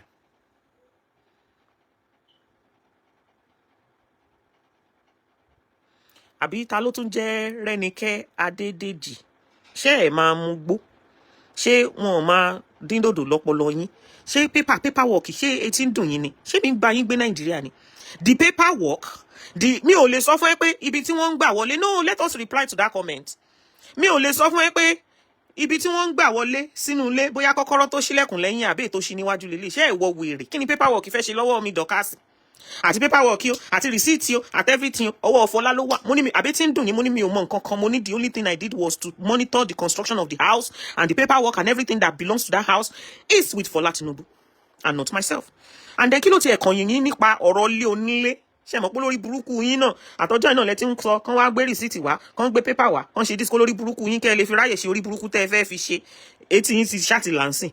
Everything is in her hand. Nothing. Anything that has kò dẹ̀ sí document nínú ilé, ó ti gbé lọ sí báǹkì. Olórí burúkú yín ẹ̀ lérí gbà lọ́wọ́ ẹ̀ olófo nìyẹn. Ó ti gbé nǹkan ó ti lọ secure ẹ̀ sínú báǹkì. Security dẹ̀ wà nínú ilé ẹ̀ torí olórí ibu nìyẹn. Kò sí nǹkan tẹ́ ẹ̀ lè ṣe. Yes. Ìyẹn bẹ́ẹ̀ yẹn. So olórí burúkú yẹn ti distract mi nsìn àti ẹ̀mọ́ olórí burúkú tó ibi bó ni mo sọ̀rọ̀ dé gan.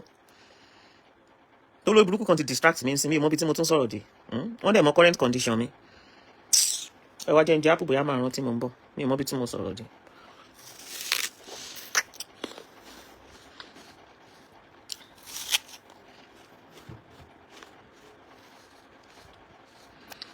Mi ò mọ bí tí mo sọ̀rọ̀ yẹn dé ṣá. Okay. Jẹ́ kí n tún continue láti bí. Jẹ́ kí n tún mú ọ̀rọ̀ mi láti bí. A kúrò lórí yẹn.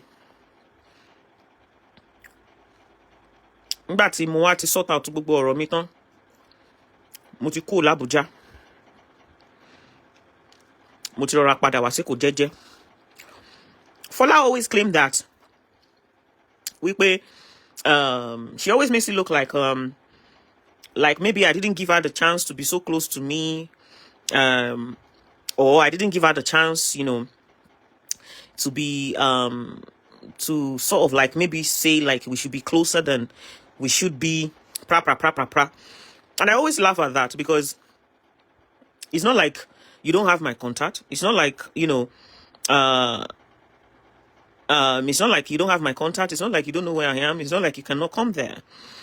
So until ìgbà tó ń bá bẹ̀rẹ̀ sí ní gbé placard pé ẹ gbà wá o, I need the justice o. Kò yẹ kí èèyàn kó máa wà nínú ìlú, kó má lè move freely. Kò yẹ kí èèyàn kó wà nínú ìlú, kó má lè ṣe kíni. Kó má lè ní freedom kẹ́rù máa bà because of one other person. Mo ní it is wrong. So aṣá ti kọ́lé tán, ilé ti dúró, a dúpẹ́ lọ́wọ́ Ọlọ́run, a finish ẹ̀.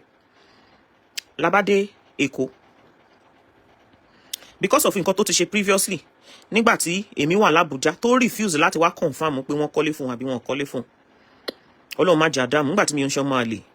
Ẹ gbọ́, ìgbà tá bá fẹ́ handle yẹn over, ṣé wá yẹ kémi ṣe kíni? Ṣé wá yẹ kémi gba ibi tán ti fẹ́ lọ handle off síta lọ? No. Mo dẹ̀ rọra pé ìyá GEC, mọ́mí ẹ jọ̀ọ́ mà. Ẹ lọ bá mi tẹ̀lé wọn lọ síbi tán ti fẹ́ ṣe handing over of the house. Mommy GEC was there, manager was there, àwọn newspaper méjì wà ńbẹ̀, àwọn human rights wọ́n wà ńbẹ̀, and some of Fola's family, including our afa, our grandma. If you go to olórí burúkú wo ló ń kọ síbí pé nìkan stream show, kí ló kàn mí pẹ̀lú ẹni tó ń stream show? Must you put it on the platform? Kí ló kàn wá pé yon stream show? Anybody who wants stream show should stream show now. I don't care. It's good. Let them stream it. When they stream it like that, àwọn olórí burúkú tó ń gbóṣì tó ń sọ lọ́dọ̀ wọn, àwọn náà máa lè ṣe kíni? Wọ́n máa lè gbọ́ ilé ìtójó títọ́, so wọ́n á lè mọ̀ pé manipulators ni wọ́n. So ejekon streamer is good because I'm analyzing what actually happened. The grandma called me on the day. She said if I'm not here, they are not going to hand her house over. Mo ní one light and like kò anybody tó máa bá mi sọ. Ní rí mi ń bẹ̀sẹ̀. Láíláí. Grandma wọ́n sọ pé okay, if I am not going to be there, wọ́n ní hand delay over. Mo ní okay, they play. Tí mọ́mí ṣe gbé fóònù tán ṣe pé wọ́n nìyẹn. What are you people talking about? If that house is not handed over today, forget about it. Ó máa better kan lọ tà. Kan kówó ẹ̀ fún. Why would you say they will not hand the house over? When mommy intervened, they turned back and they went back to hand the house over to Fola. The house was handed over to her. But she did some things. Inside one of the video, that wonderful mommy, that is her grandma, she now said, Lord dúró síwájú ta ilé yìí. Bọ́ síta, Lord dúró síwájú ta. Kó dẹ̀ confirm kó sọ pé, this is my house, they have handed it over to me. Èmi ni mo nílé, èmi náà gbélé fún. Fola dẹ̀ pòṣé. Ó dẹ̀ walk away. Ó ní kàn jọ, ó ní kàn fòun sílẹ̀. I will never post that video online. I have it with me. I showed it to a couple of people. Tí mo feel pé ó necessary fún wọn láti rí video yẹn. Mo fi hàn wọ́n. Hello, mo fi hàn wọ́n. Mo dẹ̀ tún send the video yẹn, mo tún send it sí grandma wọn náà. Although this issue, we have sorted it out, like I said. Okay? But nǹkan tó jẹ́ kémi kọ update tí mo kọ lọ́jọ́ yẹn ni pé wá ṣé òun ṣe pé nǹkan míì wà ń bẹ̀ kó má yẹ pé wọ́n ní pé bóyá wọ́n sort of like because ẹ mọ̀ irú àwa yìí ń sìn irú èmi ń sìn kò sí nǹkan tẹ́ kó o bá àjọ ẹbọ kó máa ṣorí burúkú àná gbé kinní kan sílẹ̀ ń gbà pé mi ò tiẹ̀ mọ̀ tán kó síbẹ̀ mo ṣáà rí ráìsì mo rí bóyá má rò bóyá rọ ni mò ń pa ni I was still very young then kó má jẹ́ yẹn gan ló tiẹ̀ protect mi látọjọ́ ẹ̀ wọ́n ṣàkọ ẹyin sí wọ́n ṣàgbé wèrè sínú gbá mo gbà bó lórí burúkú làwọn ilé tá ń gbẹ́ bọ́lẹ̀ ẹyin rèé ìráìsì rèé wọ́n tún wá dín ibi tí wèrè wọ́n tún wá bá fẹ́ bàjẹ́ dé wọ́n tún dín ata dídí sí lèmi bọ́ bẹ̀ mo kó jẹ́ ń tèmi kó má irú mọ́lẹ̀ gidi là wá kó má jẹ́ yẹn gan ló ń protect mi látọjọ́ yìí torí mo wà sure pé ṣe ti rí àwọn màálù most especially eléyìí tó ń pè ní jagawèrè yẹn á ti mórúkọ mi lọ sí oríṣiríṣiríṣiríṣiríṣiríṣi ibi bó dẹ̀ ṣe mórúkọ mi lọ ó máa lulẹ̀ ni ó máa lulẹ̀ èmi kó ráìsì yẹn jẹ́ nígbà tí mo rẹ́yìn tí mo rí ráìsì kí ló ń ṣẹlẹ̀ nínú abọ́ ẹ̀dẹ̀ gbé sórí ta àmà ní dààmú kẹ̀ ráìsì lélẹ́yìí oúnjẹ ọbẹ̀ gidi tó gba skilation tẹ bára ta tán dín sí ráìsì yẹn lọ́jọ́ yẹn ó make sense bàjẹ́ mo kó wèrè jẹ rush gidi kò sí nǹkan kan tó ṣẹlẹ̀ síra wa torí èmi gan bẹ́mi gan ṣe wà yí èmèrè ni mí ọmọ ẹlẹ́gbẹ́ ni mí ṣe understanding ọjọ́ yẹn ó turn around ó dẹ̀ ṣe kíni ó dẹ̀ pòṣe ó ní kàn jọ̀kan fòun sílẹ̀ mo á wò pé kí ló ń ṣẹlẹ̀ ẹjọ́ nítorí Ọlọ́run ṣé mi mo lọ ra lẹ̀ ni ṣé mi ni you know it's a different thing tó bá pòkè pé that place was forced onto herself ṣé you understand what I mean or tó bá pé the place was somewhere that ẹnìkan lẹ́bọ̀ ti gbà nìyẹn tó bá pé the place is somewhere that tó jẹ́ pé a sọ pé dandan you must get this particular place. Do you understand what I mean? No, it wasn't like that. I even told her that, look, are you sure? I mean, I can't post my conversation with herself online. I'm not going to do that. But everything is here. Are you sure this is what you want? Are you sure this is your final? You said, yes, that is what you want. And it's equally in a very, very nice place. You know, they're always shouting, Ikorodu, you know, Berigbe, no, no, it's not. It's in a very good area. Nice road. Very lovely place. Do you understand what I mean? So it's not an issue of, wọ́n fẹ́ ṣe règúnlé ẹ lórí wọ́n ṣe nǹkan fẹ́. I'm not like that. Once I do things for people, John to the Lord Jogon, I don't even like me person they No. Fola decided to choose and acted the way she's acting for reasons best known to herself. She has expressed herself to me before. Oh, to send the voice message, you can see me. I'm supposed to be the closest person to you. You're not so close to me. You didn't bring me close to yourself. Can you call this, that? But you know where I am. You know where Dorcas is. It's not like you don't have my contact. It's not like you know, but I'm not pushing you away from myself. I've never pushed you away from myself, but you decide to act and behave the way you want to behave, which is not a problem. It's a reason best known to yourself. I've never pushed you. Why would I push you away from me? Push you away from me for what? So, nígbà tí mo dẹ̀ rí pé wá Ademude Joko, me, I don't really watch that lady any longer. I don't have the time to sit down and be watching manipulative shows. Or mo ti kọ́kọ́ wò pé bóyá kí n lọ release gbogbo ọ̀rọ̀ wọn gan tó wà lórí YouTube, because mo fi gbogbo ẹ̀ sí private o. So that people will be able to see bí ọ̀rọ̀ yẹn ṣe bẹ̀rẹ̀ àti bí tó parí. Mo kàn tó wò pé wo ẹ kó ṣì family, ẹ ṣá kó family yẹn, ẹ ṣá tiẹ̀ kó lọ. Ẹ ṣá tiẹ̀ kó lọ. Ẹ ṣá tiẹ̀ ṣe kíni? Kí leléyìí ná? What's this?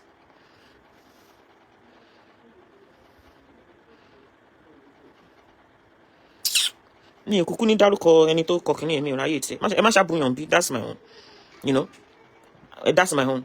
So I was now thinking to myself, okay, fine, up till now, where are you going? You going already?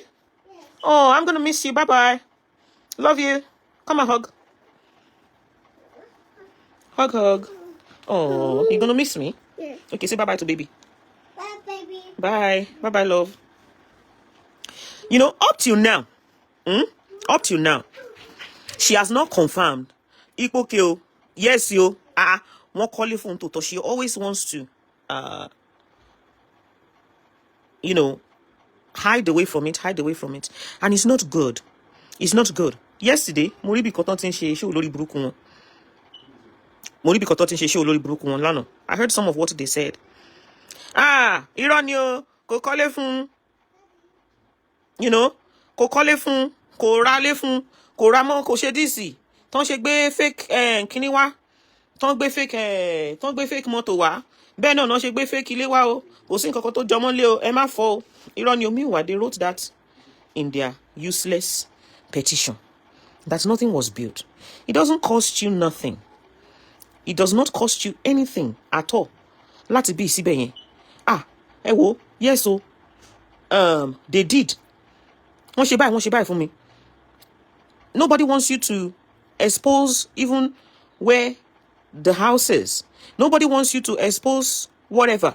But yes, this is it. This is the house. The house was built for me. The house has been given to me. Nobody is in possession of my house. Nobody has taken any. The same way you confirmed.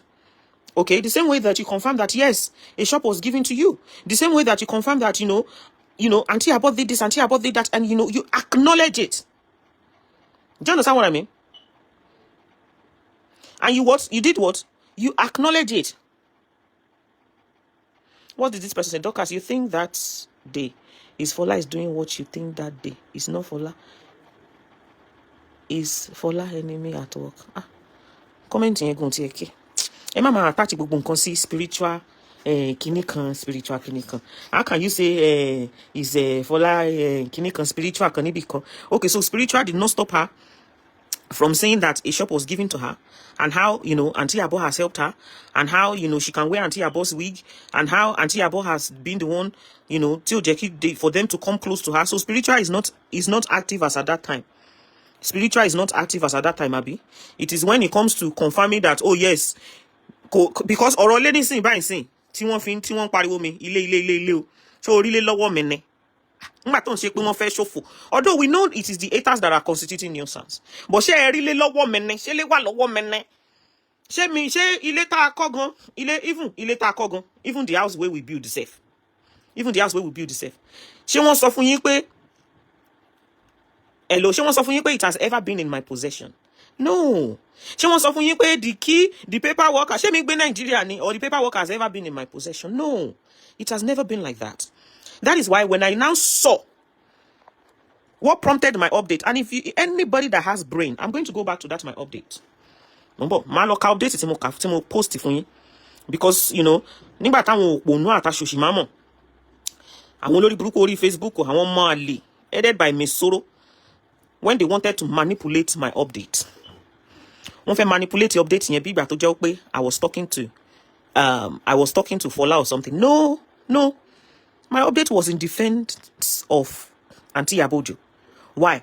Because number one, some of you don't even know what. Some of you don't even know the implication of some of what you are doing online. Let me quickly give you this before I go into that update. Kintoka. No forget appreciation. Appreciation lórí ibu. Ṣé o gbọ́dọ̀ ní kéèyàn wá dan appreciation òfò. Kí ló kàn mí pẹ̀lú appreciation? Àní wọ́n kọ́lé fún mi, wọ́n ti gbélé fún mi. Nobody, I don't give a freaking fuck about appreciation. Has nothing to do with ilé ayé mi. Mi ò wá appreciation wèrè. Mi ò fẹ́ kéèyàn máa ṣe thank you. No, you don't hold people ransom. Now, let me quickly go into this. Mo wá rìn lọ lórí Facebook, mo kàn jí ni, mo kàn rí update Aunty Abo. Do you know recently I was invited to NCCC? Kiniko mo ní kí ló ń ṣẹlẹ̀ ńbí? Àwọn olórí burúkú ìtún ti gbé dé ọ̀dọ̀ Aunty Abo. Ní ibi tí Aunty Abo kọ ẹ̀, ibi tí mo máa ti, ibi tán máa ti invite mi, tí mo máa rorúkọ wọn ńbẹ̀, tí mo dẹ̀ pè, tí mo sọ, wọn náà can bear me witness pé mo sọ pé mo máa rorúkọ Aunty Abo ńbí, tí mo dẹ̀ rorúkọ Fọlá náà ńbẹ̀, tí mo ń pariwo látọjọ́ tí ò sẹ́ anybody tó dá mi lóhùn. Mo wá sọ mo ní ọ̀rọ̀ yẹn ti ń yé wá ń sìn yìí o. How come tó jẹ́ pé the same place tẹ́ kọ orúkọ mi lọ is the same place tẹ́ tún mú orúkọ Aunty Abo lọ? Tá a dẹ̀ ń gbọ́ ariwo EFCC. Tá a dẹ̀ ń gbọ́ ariwo ó máa lọ ṣàlàyé. EFCC will contact you. Ó máa lọ ṣe donation tó gbà. Mo ní the same irọ́ tán pamọ́ mi náà tún fẹ́ pamọ́ àǹtí aláǹtí yìí. Some of you don't know the implication of some of the things you are doing online. Can I tell you that some of you messed up Aunty Abo's case? Mo kọ update yẹn lọ́jọ́ náà lọ́hùn. Àwọn kọ̀ọ̀kan bẹ̀rẹ̀ sí ní throw shade sí mi. Mo kàn fi yín rẹ́rìn ní pé ó mà ṣe o. Kò dẹ̀ ṣe gbogbo nǹkan lálẹ́ fẹ́nu sọ. You don't know how manipulators, you don't know how they roll. Ìmí nínú yín, ẹ mú fọ́tò ní alákọ̀ọ́kọ́ náà. Ṣé ti rí gbà wedding Priscilla, inú kọ́kọ́ bí mi. Mo kọ update kan gbà yẹn. Some of you were attacking me kíníkan. Mo dẹ̀ ń wò yín, mo dẹ̀ ń fi yín rẹ́rìn. Implication àwọn nǹkan tẹ́ ẹ ṣe ń gbà yẹn, you people don't even understand it. Tó bá pé ẹ understand díẹ̀ ni, ẹ ní ṣe. You people think, okay, maybe you're supporting Aunty Abo, but you are using some of what you are doing, you are using it to mess up her case. Àwọn manipulator, you are doing your thing on your wall, you are enjoying yourself. Ẹ mú fídíò, ẹ kọ́ tiẹ̀, tẹ́ bá ti kọ́ tiẹ̀, ẹ mú fọ́tò Aunty Abo, ẹ jọmọ́, ẹ mú fọ́tò àwọn arábí, ẹ jọmọ́, ẹ gbé kinní sí, ẹ ṣe, ẹ wá kọ àwọn update burúkú, ẹ kọ sí lórí. Àwọn arábí, very intelligent and smart and highly manipulative. Àwọn akọ̀ crop yẹn ni, tó bá ti crop yẹn báyìí, wọ́n á ní pé nǹkan tí àwọn Aunty Abo tó ń ṣe fáwọn lélẹ̀, ẹ dẹ̀ fi ń ba case jẹ́. Mo dẹ̀ update yẹn lọ́jọ́ yẹn, mo rá àwọn kan wà ní odò náà tó bẹ̀rẹ̀ sí ní throw shade sí mi. Mo yá aṣáwèrè wọn sí blocking, kí ló kàn mí? Ìgbà mi mo rò pé, is it everything that we have to come and tell you online? Can't you people just leave things alone and allow it to shake in? Allow it to do when you do some of these things. Okay, for example now, nígbà tó ní kan lọ lẹ kíní mọ́bì kan, did you see it on Aunty Abo's wall? But some of you, I don't know how you had the privilege of getting hold of that thing.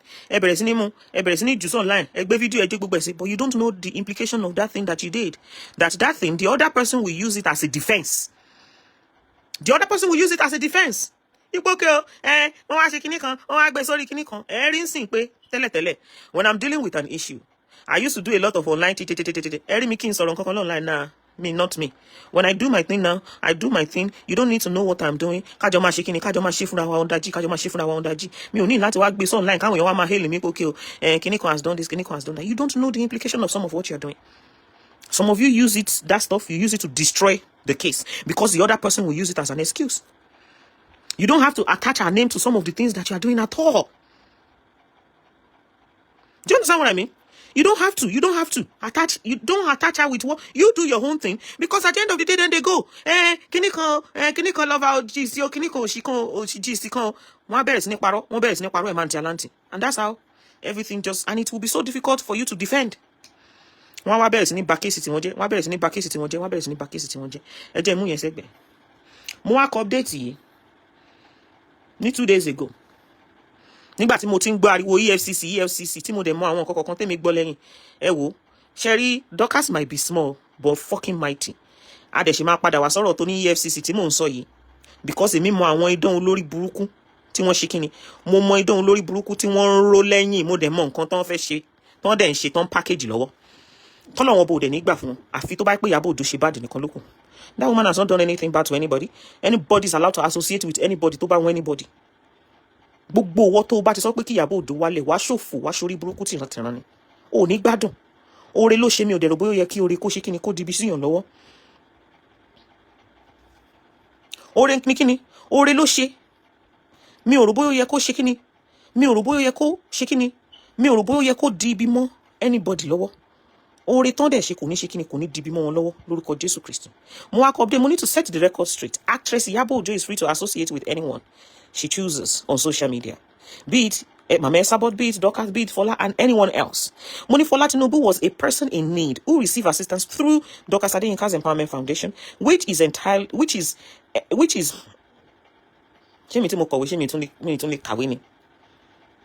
entirely legitimate, with public support. Hello, nobody. I repeat, Fola Tinubu will not be the first person that the general public will build a house for. Kò sí anybody tó ń bí ìyá láyà bàbá ńlá kù ìyá bàbá fọ́fadà ẹ̀dá tó máa question pé kí ló dé tí wọ́n fi build ilé fún ẹni tó jẹ́ pé ojoojúmọ́ ni wọ́n ń pajá, tí wọ́n ń pa ejò, tí wọ́n ń pa eku fún ẹni tí wọ́n ń bájà lórí Facebook just because the person received favor. She won't be the first person tó máa ṣe kí ni tó máa kọ́lé fún. And she will not be the last person. And as a matter of fact, God will still bless her more than that. That particular place is a stepping stone. It's not the only house. Tó lọ máa ṣe kíni, tó lọ máa ṣe láàánú, tó máa kọ́ lórúkọ Jésù Kristi. Ó sì tún máa kọjá bẹ̀yẹn, ó tún máa kọjá bẹ̀yẹn, ó tún máa kọjá bẹ̀yẹn. It is just a normal. Ó sì rí báyìí lẹ́nìí, ó sì máa ṣe kíni, ó sì tún máa jù bẹ́ẹ̀ lọ. It doesn't have to be Dorcas that will do it. Aláàánú kan lè dìde lọ́la ń sìn. Some of you olórí burúkú will say pé bóyá nítorí àǹtí Ìyábọ̀ kìnìkan abẹ́ ti yá wèrè. The more people that step into her life, the more relief for me. Ṣé mi ń gbé Nàìjíríà ni? Bó ṣe wà pẹ̀lú àǹtí Ìyábọ̀ yẹn sì tó ní protection, ṣáà gbádùn. Ṣáà gbáriwo ọlọ́pàá tún ti dé o, wọ́n tún ti wá o, wọ́n tún ti ṣe o, wọ́n tún ti ṣe gbá o. No, a gbọ́. A ní fọkànbalẹ̀ díẹ̀. A ní peace of mind díẹ̀. So even if another person steps in tomorrow now that can help her further, it is a plus. Ẹ̀yin wèrè. Ọjọ́ wo lórí mi kí wọ́n á jókòó kí n sọ pé ẹgbàá wa wọ́n tún ti gbé Fọlá ẹjọ́ nítorí Ọlọ́run, a nídìí owó lọ́ọ̀yà o. Ṣé ẹ̀rí pa ní relief ni? Or is it every day that we'll be able to come online and be sitting pé ẹjọ́ nítorí Ọlọ́run ó tún ti nídìí owó gbá, ó tún ti nídìí owó àwo?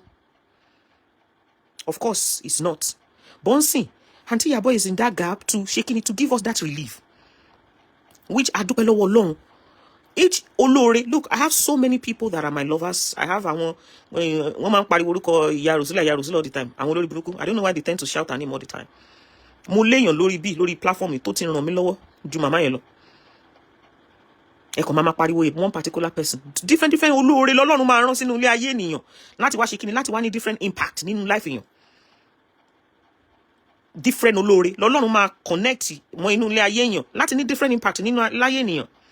Do you understand what I mean? Not just Dorcas. How can Dorcas carry the load of Fola alone by herself? I won't wait. So èmi ò wá ní life mo. Mo ní relief báyìí sin tí mo ṣe wà. I am so relieved. Even the stress, everything, I am relieved. Nobody want them to be carrying ọmọ all the time. Kó lọ máa parọ́ mọ́. Ó dé easy fún wọn láti parọ́ mọ́ tó bá dé police station because she doesn't even know how to fucking hell, man. She can't even defend herself. She can't even face up to them. Nígbà tẹ́mi àti wèrè kan jọ wà nínú ọ́fíìsì ní Abuja. Tó ní ẹ pé mi da relationship wọn àtọkùn mo face ẹ. Ọmọ wèrè laughing pot wèrè mo face ẹ wọ́n ta ní níbo. Ẹ má dá lóhùn wèrè lélẹ́yìí o, eléyìí ń parọ́ ni o. Ẹ má fọ́ fún wèrè tó ń sọ̀rọ̀ yìí o. Mo tẹ̀ sí lójú.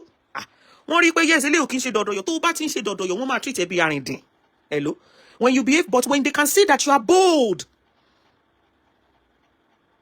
Do you understand what I mean? When they can see that you are bold, you're not somebody that can be cheated. Wọ́n ṣe kíni, wọ́n ṣí ẹ dànù, wọ́n ṣí ẹ sílẹ̀. Do you understand nǹkan tí mo ń sọ? But tó bá ti rí pé o jẹ́ ènìyàn kan tó wà easily intimidated, ó ń gbọ̀n, ó ń ṣe wèrè. Wọ́n máa ṣe kíni, wọ́n máa nù ẹ́, wọ́n á dẹ̀ fẹ́ nù ẹ́ pa. You have to be bold, you have to stand up for yourself. Why do you think some of them, they are scared of a very dark man? Because of his boldness. Because kò care láti sọ pé anything tó bá fẹ́ ṣe wèrè, wíwèrè ṣe ẹni. Ó wà bold. Ó stand out, ó stand up fún ara rẹ̀. And that's how it needs to be.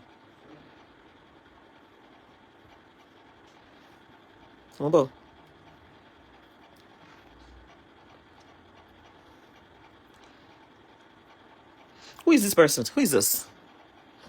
Jackie Benny, wá blocking. Kori buruku ko nbijo. Talele.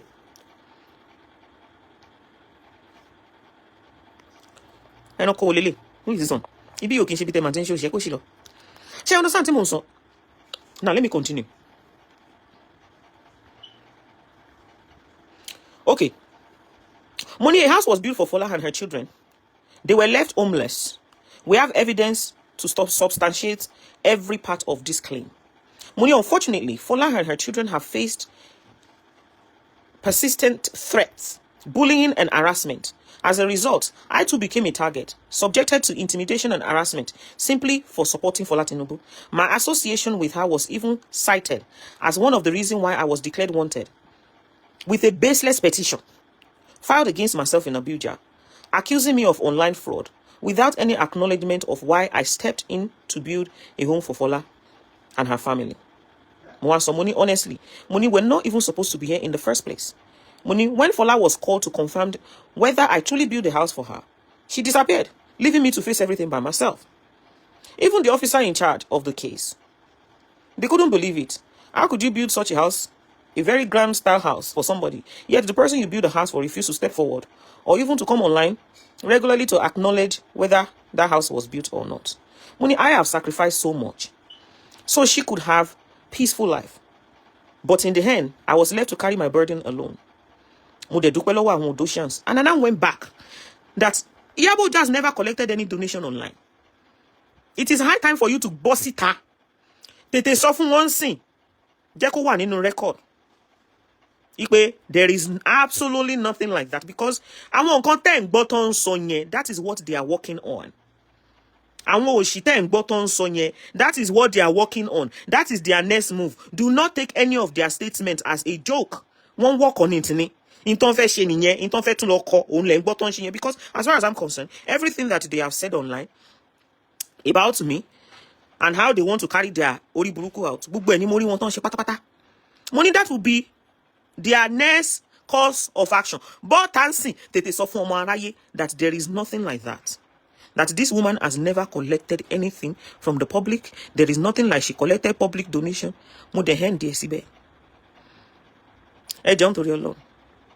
Kini nǹkan tó yẹ ká sọ tá sọ, àbí báwo ló ṣe yẹ ká sọ tá ṣe sọ, àbí how are we supposed to put it that we did not put it in that way or in that manner?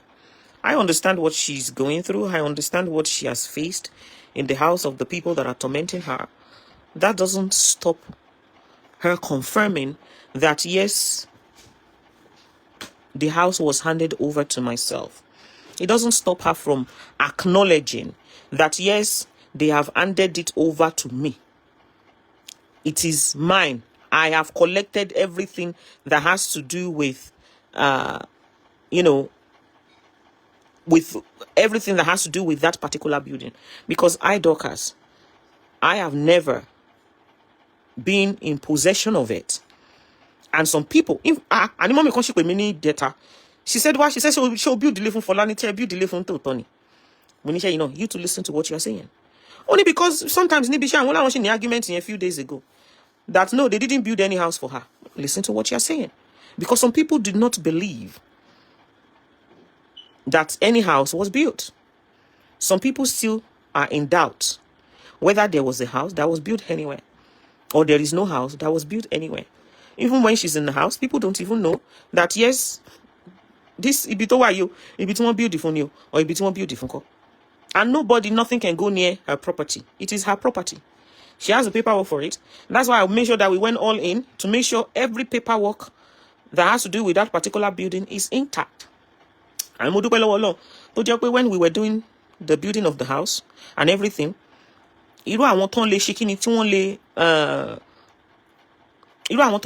tí wọ́n lè kórí burúkú, or tí wọ́n lè wá parọ́, or tí wọ́n lè tiẹ̀ gbé address ibi tí lè wà or anything síta, or àwọn tí wọ́n lè sọ pé okay o, ibi tó ń gbé ni Ọlọ́run ti bá wa lé wọn lọ. I make sure that the only person that knows the location of that house could do my manager lọ, Ati any other person. Ti Fola herself tó bá ṣe kíni tó bá mú lọ sí inú ilé yẹn by herself. So it's not like there is a dispute anywhere or that there is a fight anywhere. I just felt like, okay, please, don't keep quiet. Let the whole world know that Auntie Iyabo did not take any donation, because I've never seen her collecting any donation online. Koma dibi ìgbà tí wọ́n sọ pé mo kọ́lé mi ò kọ́lé tó wá dákẹ́ síbẹ̀ tó dẹ̀ jẹ́ pé up to now they are still saying that I saw the shows they had yesterday. The house cannot be sold. Somebody said maybe she sold the house. She cannot be sold. In Bitashi paperwork here, she cannot sell the house. She can't sell it. She cannot single-handedly go and say she wants to sell the house because it belongs to her children herself. She cannot go and sell it. It's possible. I have all the paperwork from the foundation as well when we handed it over. And it was cleared, signed, that this house is not for sale. You can't sell it. If the children, decide, okay, I want feta, maybe the children, they can go ahead and do that. But she single-handedly sell that house by herself. She cannot say, she cannot go and sell the house. And I have never built house for Alujo. I did not build house for Alujo. Alujo has a godmother. Yes. A godmother that he met through myself. And may God bless her. The godmother is not based in Nigeria. She's based in London. London ni mommy ngbe. Call on me bless mommy ye. Owo ti mommy ye to no sori Alujo is, well, from last calculation that mommy single-handedly spent on Alujo is over 90 million naira. That woman is not based in Nigeria. She's not based in America. She's based in London. Kí ni nǹkan tó dẹ̀ fi dúró ti Alujo toro lórí burúkú yín ní wọ́n kọ́lé fún ó wá kọ́lé fún Alujo a lè gbé rìsíìtì ilé a lè gbé gbogbo rìsíìtì síta o ẹ̀yin olórí burúkú àṣòṣì mámọ́ a lè gbé gbogbo rìsíìtì ti ilé Alujo àti mọ́mì tó wà nídìí project yẹn mo kàn lè ní kí wọ́n forward gbogbo rìsíìtì yẹn kí n jù online kẹ́ lè rí it is a complete different person that is under the project of Alujo. Màmá yẹn kàn wò ó pé okay pé gbogbo ìgbà tí ọ̀rọ̀ alágbọ̀n ṣẹlẹ̀ alágbọ̀n ò ṣẹlẹ̀ ipe bí Alujo ṣe dúró tán and all that. That is how Alujo received that favour as well. Kò ń ṣe nǹkan kò ń ṣe lẹ́nìkan ni màmá yẹn kọ́ fún Alujo. Kò ń ṣe lẹ́nìkan. Èmi gan tí mò ń tọ́ sọ̀rọ̀ gan tí mò ń ṣe gan kò tí sẹ́ni tó kọ́lé fún mi. Ṣé lórí ibu nìyẹn nẹ̀? Ṣé ẹ fẹ́ sórí ibu nẹ̀? Wọ́n ò tí ì kọ́lé fún mi gan. Kò sí anybody nísìnyí tí mo lè sọ pé kò kọ́lé fún mi. Nobody has built a house for me. Wọ́n ò kọ́lé fún mi. Màmá yẹn kò ń ṣe pé ó kọ́lé fún Alujo nìkan. Ó kọ́lé fún Alujo. Ó dẹ̀ ṣe kíni? Wọ́n dẹ̀ tún fún ní many acres of land. Alujo showed you the other day. Did he not show you the other day? To fi shikini farming. Many thousands of acres of land. Ni mama yẹn gbé fún. And as at, sorry, my battery is low lórí phone. As at, bóyá bí, was it last month? That land, to fi shikini farming. The mommy still sent me the receipt of over 10 million naira. Ton no sórí ilẹ̀ yẹn lọ́wọ́lọ́wọ́. Okay, látọjọ́ yẹn sin ta ti parí project Fola tó ti ṣe. Ṣé Alujo kò continue? Do you know àwọn project tí Alujo ń ṣe lọ́wọ́lọ́wọ́? Ṣé Alujo kò continue kò máa ṣe project míì lọ ni? Tó lórí burúkú wọ́n fi ń pariwo pé owó wà lọ́wọ́ Alujo kan níbì kan. There is just one person single-handedly picked interest in Alujo and the person is assisting him. And may God bless her. May God bless her. May God bless her. May God bless her children. Ìdúró tó ń dúró nígbà yẹn tó ń rí pé dúró, òun ló fi receive favour yẹn. Ẹ wá jẹ́ n sọ kọ́kọ́ fún yín. Tó fi jẹ́ kí the thing kó fi wà painful. Ṣé mo sọ fún yín pé wọ́n lọ report mo fi HMRC, right? I think I told all of you online. Àbí bẹ́ẹ̀ kọ́. And you will see that there is, you will see that there is a massive difference between Alujo and Fola Tinubu. The Alujo that I'm not even, that she will fight battle Alujo kokolo online. Kí ló come here to fight battle. You see, Alujo will come online and he will acknowledge, even as of, bóyá be 3 weeks or 4 weeks ago. Let me read this. Bóyá be 3 or 4 weeks ago. Yeah. Alujo still came online and he said, Emma Bon dúpẹ́ lọ́wọ́ Dorcas. Oore tó ń rí gbà lọ́wọ́ ẹni. Mi ò sọ fún kó wá tẹ live chat kó wá sọ̀rọ̀ now. He didn't have to come and tell anybody that wọ́n kọ́lé fún because of òun dúró nígbà alágbọ̀n wọ́n ṣe kasi. But he came out. I didn't even know he was coming online and he acknowledged and he appreciated that person. So it's just like that. Mommy said, Dorcas, please acknowledge Uncle Aremu effort. When some Odosians donors were upset and threatened to demand their money back from Fola's house, he went behind begging. Yes, Uncle Aremu really tried. Nígbà tí mo rí pé tí àwọn èèyàn gan sọ pé pé Dorcas ṣe sure pé kọ́lé fún Fola tó tọ́. Kí ló dé tí ò lè tẹ live chat ẹ̀? Kí ló dé tó jẹ́ pé cousin ẹnìkan làwọn máa ń rí? Tí ò lè tẹ live chat ẹ̀ pé ọjọ́ kan wà tí mo tiẹ̀ sọ fún pé Fola lọ sí online. Lọ dúpẹ́ lọ́wọ́ gbogbo àwọn tó ń ṣe project yẹn o. Pé wọ́n ṣe o nǹkan bye. I don't think anybody has helped Fola. Mi ò rò bóyá anybody tí ì ṣe project kọ́kọ́ fún ta lè sọ pé ó tóbi tó project ilé yẹn up till now tí mo ṣe ń sọ̀rọ̀ ẹ̀. Do you know how much that property is? Even if we finish the property at 55.5 million naira, ṣé 55.5 million naira ló bọ̀ things in? Ilé yẹn máa ti worth millions of millions. That is a fucking investment right there for herself and her children. Even if tomorrow the children grow up and they decide to sell that property, they want to go and buy a property, bóyá Banana Island, ìná fẹ́ lọ ní o, àbọ̀n fẹ́ lọ sí Magodo ní o, àbọ̀n fẹ́ lọ sí whatever. The fact that she has that foundation Hello? The fact that she has that foundation, ìyẹn nìkan gan ti tó. Property the answer. This is not a car. You cannot, car doesn't, car cooking, shaking, cooking, appreciate. Property will appreciate. Property owó ẹ̀ máa máa lọ sókè ní kò lè wálẹ̀. Tó bá ra mọ́tò kan lé ní sin, mọ́tò mi tí mo rà ní 65 million naira, 65 million pounds, àbí yé lónìí. Do you think if I drive it to the showroom now, is it going to be worth 65,000 pounds? Ó ti worth ẹ̀ náà ni. Bóyá bí 10,000 or so ó ti máa yọ kúrò ńbẹ̀. But when it is a property, it will add more. Oh, mama hard ni. That is why you see a lot of people going into property investment. Òun la ṣe sọ fún yín ẹ lọ ra lé lọ́wọ́ Harmony Gardens. Etí yín ò di ẹ lọ ra lé. Ẹ lọ ṣe kíni? Ẹ lọ ra lé lọ́dọ̀ Harmony Gardens. Àwọn náà lè ṣe yín láàánú, wọ́n lè ràn yín lọ́wọ́. Owó ẹ ó máa kó pamọ́ ni. Orí bí ìgbà tó save ẹ. Even if it's land banking, kó nǹkan ẹ pamọ́, ra lẹ́nsìn time in the next 5 years, it will make more money for you. Now, ẹ jẹ́ kí n wá fún yín. When they reported me to HMRC, tí mi ò dẹ̀ rán yàrá ya anybody. My foundation is registered in Nigeria. Do you understand what I mean? But don't report me from HMRC. I was sharing the story with one of the women. They went through my bank account. If you go and check, and Fola cousin can be a witness to this as well, sometimes I will convert pounds into naira and I will send it when they were doing Fola's project. Because some people were sending pounds. And that pounds was going into my business account. How stupid of me. When they reported themselves to HMRC, HMRC went through my bank account. They saw the fund. They thought I was making so amounts every year because of the fund that what? Because of the fund that went inside. At the end of the day, that year that we built that Fola's house, that year that I built the Fola's house in here, that we started building a house. When they did all the calculation and they removed this and they removed that, because of course the house was built in Nigeria, they charged me tax 54,000 pounds. I can post here online. Thank God that I have all the receipt and everything. Báwo lẹ ṣe máa wá sọ pé kí ni wá san tax lórí owó ilé tá a ti kọ́ tí ò sí lọ́wọ́ mi mọ́? Ṣé ẹ̀yà wèrè? Ṣé wèrè ò máa ṣe yín? So there's nothing like somebody's going through something here, somebody's going through something there. This particular fund went to a foundation. I'm not going to be responsible for paying the tax on that. Because the house is not even mine. This is a foundation work. And this is the project. This is the project.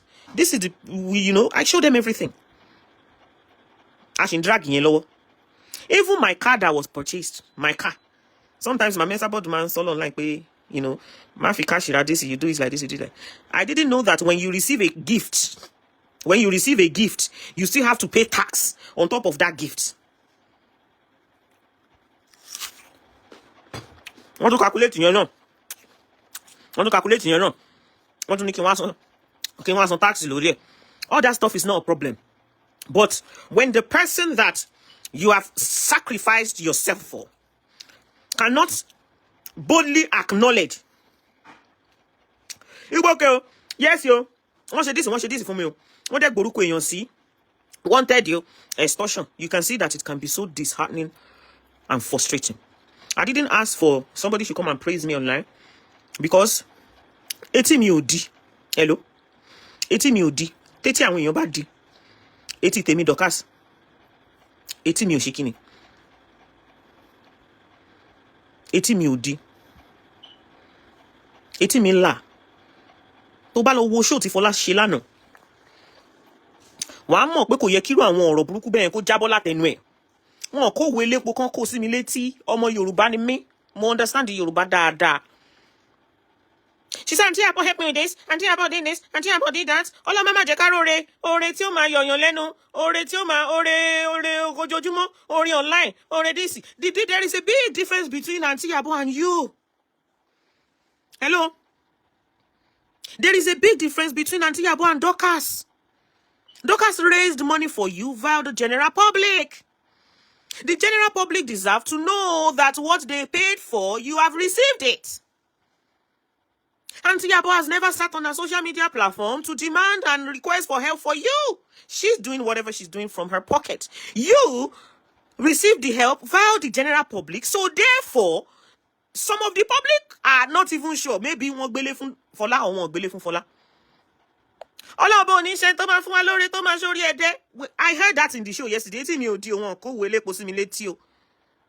Yes, it was very clear, the statement she was making. And some of you were making excuses for that statement. Hello, ṣé wà okay?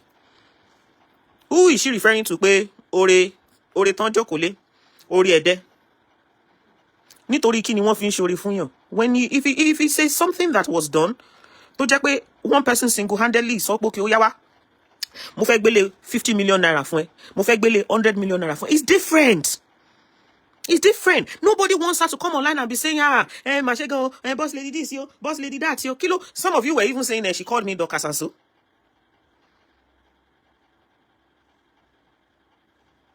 Some of you said she called me Dorcas and so for what? If she calls me Dorcas, is my name not Dorcas? Is my name is Dorcas. Anybody? Did she not call Auntie Yabo yesterday? So you grow up in Nigeria at any time for bullshit. All those stuff doesn't move me. I didn't grow up in Nigeria. I'm not kilo come she am I say come up with me mommy. She wa okay. Kilo te man she in Nigerians no. Could dodo temi. Do you understand the cotton so? So that is what in cotton son in here. I want why you don't say it. You don't say it. And let me tell you something. Let us give Fola some kind of lecture because she might not even know that she's doing those things. Iya kan pè mí ní 2 days or last week. Iya 60 years old. Fola herself will know. So many people have called me. Fola's issue is not something that I can bring onto social media. Kí ma sọ pé kíní tó bá pé normal person ni màá ti tẹ̀sí lójú burúkú lórí social media yìí. With some of the phone calls that I receive on a daily basis. But at 60 years old, yẹn pè mí, ọjọ́ yẹn I was so tired. Money, please, can I call you back, ma? Torí tẹni o, kíní kan, Fola this, Fola that, mo ní màá pè yín padà mà. Mo gbàgbé kí n pè ìyá yẹn padà. Ìyá yẹn fúnra rẹ̀ ló tún wá pè mí. Ìgbà tí ìyá yẹn pè mí, mo rí àwọn èpè burúkú tí Fola gbé ìyá ìṣẹ́, ìyá 60 years old. Now, she doesn't know who is who. Hello? Ẹ jẹ́ ká sọ̀rọ̀ síbi tọ́rọ̀ wà. Fola does not know who is who. This is a woman that contributed seriously towards the project of that house. Boy, nǹkan tó pa àwọn méjèèjì pọ̀ tó fi gbé ìyá yẹn ṣépè mi ò ní sọ. Why? Because it's not worth it. She's not somebody that I can do that to on social media. Mi ò ní sọ. Màá mú yẹn, màá fi sílẹ̀. But no matter what, whenever people are talking to you, ìyá kí lorúkọ ẹ̀? Ìyá Mama GEC. Ìgbà mi máa wò pé mommy please can you leave me alone? Ìyá GEC will say yes ma to me. Máa wò pé kí ló fa yes ma lórí. Mama sọ fún wọn pé mommy GEC please leave me alone. Kò sí anybody tí mommy GEC bá sọ̀rọ̀ wá máa gbọ́ ma yes ma bẹ́ẹ̀ ni ma kíní kan ma. Ó yẹ kí Fola ti lọ ju bí tó wà lọ. Wàláì mo fi Jésù Kristi ṣẹlẹ́rìí. Ó yẹ kó ti lọ ju bí tó wà lọ. Hello? Ó yẹ kó ti lọ ju bí tí ó wà lọ. Ó yẹ kó ti go too far. God really blessed her with that online and ipe kí àwọn customer kan sáré patronize the business and everything. Ó yẹ kó ti lọ ju bẹ̀yẹn lọ. But because you don't know who is who, when people come, some of them, the way you address them, the way you talk, the way you do this, the way you do that, they don't appreciate it. More than 3 people. Hey, Mami Gbebody. She might not know who Mommy Gbebody is. Yes, maybe she doesn't know who Mommy Gbebody is. Mommy Gbebody, Auntie Abo America now. They took picture and everything together. And if you go on her wall, she has been supporting and loving Auntie Abo. Now, she now messaged Fola that, look, Emi no offending no as your wedding Priscilla. I understand the fact that everybody wants her to protect her and everything. The way to she bá wọn sọ̀rọ̀ lọ́jọ́ yẹn, Mommy Gbebody máa fẹ́ lè sunkún. Èmi go to one choice, and I went to Fola myself pé ẹni tó fẹ́ raṣọ yẹn, àwọn tó máa wà important ni. Ṣó yẹ kí ìyá Ìbàdàn rí aṣọ nígbà tí irú àwọn Gbebody tí wọ́n bá raṣọ gbà. Kí Fola máa sọ pé go and speak to my PA. Àwọn yẹn wá wò pé speak to PA báwo ṣó mọ̀ mí ni. I understand the fact that she might not know them, but that is why you have to, when you are talking to people or when you are addressing people, that is why you have to be very careful with the way you address everybody and address everybody with respect and love, so that ní máa lọ máa bá àwọn tó ti jẹ́ bí àwọn bóyá bí ká sọ pé lórí àwọn supporter yẹn kíní kan tí wọ́n gun ò mọ̀ ní máa bá wọn sọ̀rọ̀ anyhow. Mo lọ bá lọ́jọ́ yẹn pé wọ́n náà fẹ́ ra ó ní wọn lè taṣọ fún yàn. Well, but somebody tó ti gbé ẹ ṣépè lórí Facebook rí. Ìyá Ìbàdàn, ó mà gbaṣọ. Not that I have problem with that. I don't have problem with ipoke pé ìyá Ìbàdàn gbaṣọ or not you. But àwọn tó ti gbé ẹ ṣépè nìyẹn nígbà yẹn. Àwọn máa wọ party yẹn wá. Meanwhile, ìwọ tó jẹ́ wí pé àwọn tó dúró ti wọ online. Hello? Àwọn tó dúró ti wọ online. Tó ń tiẹ̀ fẹ́ sọ pé àwọn náà fẹ́ pé àwọn gbọ́dọ̀ wọ aṣọ party Priscilla ni o. Káwọn èèyàn rí pé yes o, àwọn support Aunty Iyabo. Ṣé ló ní kàn lọ wábì kan jókòó sí kan lọ bá personal ṣé director ni àbí PA. Daddy Infinity náà pè mí. Àwọn náà fi tiwọn náà wọ́n ṣe pé wọ́n láwọn ti ń rí disgrace láyé àwọn ò tí rí disgrace rí eléyìí. Mo ní kí ló ṣẹlẹ̀. Àwọn náà express tiwọn. Mo ní bóyá kò mọ̀ yín ni sir. Ṣé voice message tó wà lórí fóònù mi ni. Ṣé mi ò lè ka ìgbà mi ó ti sú mi. And you know, they are not going to go to Aunty Iyabo. Hello? They will not go to Aunty Iyabo. Because Aunty Iyabo is a celebrity. Hello? Aunty Iyabo is a celebrity. They will not go to her. Why? Because she's not easy to access like that. She's a celebrity. Àwọn èèyàn kan lè mú contact wọn kan fi ṣe. Ìgbà mi báyìí máa wò pé ṣé mi ti wá dáràn báyìí. Because if an issue, tí issue bá ṣẹlẹ̀, tí mi bá deal pẹ̀lú ẹ̀, tí mi ò bá deal pẹ̀lú ẹ̀, ó lè affect business tèmi gan fúnra ra mi. Wọ́n á ní, do you know how many people tó wá ní yẹn pé ìgbà táwọn ṣe this o, táwọn ṣe that o, bí Dorcas ṣe handle bó ṣe handle ẹ̀ ni, wọ́n á bá bẹ̀rẹ̀ sí ní ṣe kíni, wọ́n á bẹ̀rẹ̀ sí ní sá fún èmi náà. So you need to put yourself together. I understand you might be stressed out. I understand the fact that this is going, kò anybody tí ò ní stress lórí ẹ̀. Níjọ́ tí Daddy Infinity pè mí, Daddy Infinity ti ẹ fẹ́ lè sùn kan. Daddy Infinity fẹ́ lè sùn kún lọ́jọ́ yẹn. Ó ní àdọ́kásì. Ó ní kí ló ṣẹlẹ̀. Ó ní mo mà ti ń rí ẹ̀gbin láyé mi. Mo mà ti ń rí ẹ̀gbin láyé mi. Kí ni nǹkan tó dẹ̀ fẹ́ bá ẹ sọ? Ọ̀rọ̀ tó fẹ́ bá ẹ sọ àti àwọn tó contact tiwọn has to do with something that will benefit you. Yes, and I want you people to know this. Number one, she too might be afraid to talk to people because she doesn't know who is who. Ẹ má gbàgbé. I know when you people call me, you are always like, Dorcas, you man defend you. Kini, she ma ní káyé ẹ bàjẹ́ ni. Ní olè ní káyé ẹ bàjẹ́ mi fi ní defend you. Even with everything she did and everything, tell me no, I am always, you know, I am always in her support 24/7. Do you understand what I mean? I am always in her support 24/7. Yes, she did get it through Fola. 247 ni mo man ṣe wà in her support.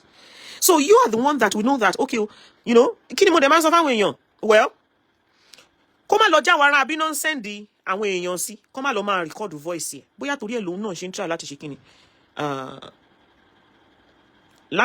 Láti wà careful.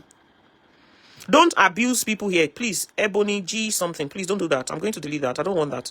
I don't want anybody's name. I didn't open the platform, you know, for you to be writing all that. I didn't open the platform for you to be doing all that. So we need to speak to her. You know, we need to speak up. Wo ìgbà kan, wọ́n lọ gbọ́rọ̀ ẹ̀ lọ sọ́dọ̀ àwọn haters nígbà kan. And you know, because of most of the people that, you know, that patronize and they do stuff, they met her through me. To be honest, they always come back to me. Ìgbà mi go to sue me, ma wo pé ṣé mi ti wá dáràn báyìí. Ṣé mi ti wá ṣe kíni, ṣé mi ti wá dáràn báyìí. Because ó ti sú èmi gan. So they love to come to me. They will come to me. Kó tó di pé wọ́n máa bẹ̀rẹ̀ sí ní gbé ọ̀rọ̀ ẹ lọ sọ́dọ̀ àwọn wọn nígbà kan pé ọmọ kan wọ́n ló ṣe show fún tó ń sọ gbogbo ẹ̀ tán lọ́mọ kan sọ ń bẹ̀ yẹn. We don't want it to, you know, we don't want it to get to that. Kí lẹ rò bóyá mo fi lọ wo Làbákẹ́ Olódodo? Tí tèmi ní pé if I have ever had it in my life, ipe bóyá kí Fọlá o kó má ṣe rere nínú ayé bí mo ṣe kọ́kọ́ rí Làbákẹ́ Olódodo tí mo kọ́kọ́ rí Fọlá náà inú tèmi kọ́kọ́ dùn pa àti dé international level. The thing that will give us joy, and that will continue to give us joy is for us to continue to see her moving up. Tọ́lọ́run ọba ò dẹ̀ ní jẹ́ kó ṣe kíni, Tọ́lọ́run ọba ò dẹ̀ ní jẹ́ kó wálẹ̀. Kíni fire outburst tó ṣẹlẹ̀ tó ṣe? Ṣé mọ̀ pé ó affect gbogbo inú bí ṣọ́ọ̀bù bra? Do you think somebody like that will be in their normal or kini conscience? Lẹ́ni tó ti rọra ń ṣe kíní tó ti rọra ń ṣe kíní ẹ̀bọ̀ ó tún affect gbogbo kọ́mú tí ó ń tà. Ẹ̀dẹ̀ wá sọ pé kò ní ọwọ́ àwọn olórí burúkú ará bí nínú. Of course, because they are constantly monitoring her. Wọn ò fẹ́ jẹ́ kó ṣe kíni, wọn ò fẹ́ jẹ́ kó jù ibi tó wà. Àti pé ayọ̀ ìdùnnú tó ń rí ó ń ṣe kíni, ó ń jẹ́ ìṣòro fún wọn. Ó dẹ̀ ń jẹ́ kíni, ó dẹ̀ ń jẹ́ problem fún wọn. But again, that does not stop Fola from confirming that yes, wọ́n ti gbélé fún mi o, ọwọ́ mi nílé wà o, kò sí ilé lọ́wọ́ Dorcas kankan, wọ́n kọ́lé yẹn ní tòótọ́. You understand what I mean? Wọ́n kọ́lé yẹn ní tòótọ́. And mind the way you put things. Before you met anything else, you had a foundation. Don't call a donation ẹgbẹ́ yín nínú kíní. That is, it is, you are a part of the family of that particular donation in question. You are a family of that same donation, what, in question. Don't address them as egbe this, egbe that. There are loads of people there that are your supporters. The majority of the supporters that you have, they are from donation. Àti àwọn tó tún ṣe kíni tó ṣẹ̀ṣẹ̀ gborí wọlé tó jẹ́ pé they are lovers of Aunty Iyabo. And you must do everything within your power. Like really and truly. Nígbà tí wọ́n sọ̀rọ̀ ẹ gbà wá o. Àwọn máa gbà Aunty Iyabo. Kò yẹ kí n dá sí, yẹ kí n kàn máa wòran ni. But that's not my person. Because me ò rí anybody nígbà tó ń parọ́ mọ́ mi, tó ń gbórúkọ mi. Do you think they didn't take my name to EFCC? Okay, they there. They play.